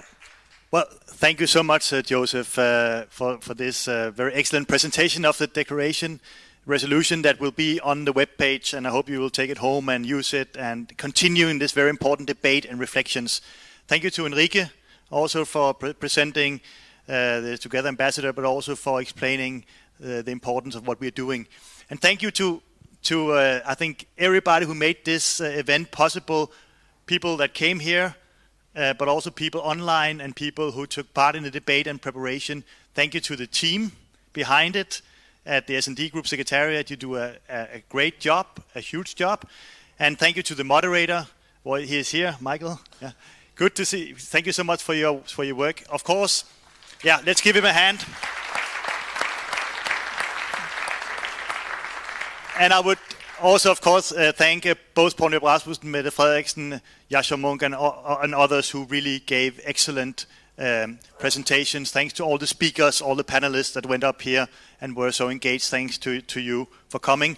And I tried to count how many European countries that are present here today, but it's a lot. Yeah, Austria, as we just heard, Hungary, Poland. Of course, we have people there, but we have Germany, we have Portugal. We have a lot of people from around. So it's fantastic. And that's the purpose of this. It's not just, it's very important it's in Copenhagen because of Copenhagen criteria, but it's an all-European debate. And we want to bridge people across Europe around the very important debate, how to save our democracy, how to renew our democracy. I have 2 takeaways, and then I will leave you for the reception. And I don't want to stand between you and food and drinks. That's really horrible. But 2 takeaways, I could have said many more, but I just have 2 things. First, what I heard from Mette, Paul, and others, if we don't show that not only politics matters, but political decision can change reality for the people we represent, then we are lost. Yeah. Too often, I think many people look at politicians and say, well, you run a campaign, you go to elections, you win, but you don't change anything anyway. So we need to show, for example, like Mette said, When we say we want to take on the big corporations that do not pay their fair taxes in Europe and undermining our finance of our welfare states, we say we want to do that. So we want a minimum corporate tax in Europe and ensure that they are also contributing to our hospitals, schools, kindergartens, and so on. Or the greedy financial sector that is now in this country, we've seen, unfortunately, with the Danske Bank case, are exploiting our trust and our system and facilitating large money laundering. We have to stop that. And we need to show that we will take all the tools in our hands, that we will make a difference. I think that's the first thing. Political decisions shall make a change.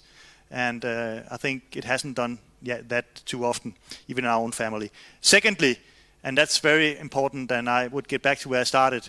I mean, we sometimes, I think, take our democracy for granted. It's like relationship between people. If you start taking them for granted for too long, you start losing them. Yeah, and it's a little bit the same about our democracies in Europe. We need to understand that our democracy is a living thing. We need to not to take it for granted or just think about an electoral system or something like that. It's a living mechanism. It requires we renew it, we respect each other, we fight for people to be engaged. If we don't do that and take that seriously, I think we will lose it in the longer run. So with these words, let's go out and fight. The S&D group, the Social Democrats and Socialists throughout Europe, we will win. We are self-confident from the north to the far south, Josef, from Portugal to Denmark, and so on. We will win, and we need your support. We need a common effort. So thank you so much for all of you participants for coming.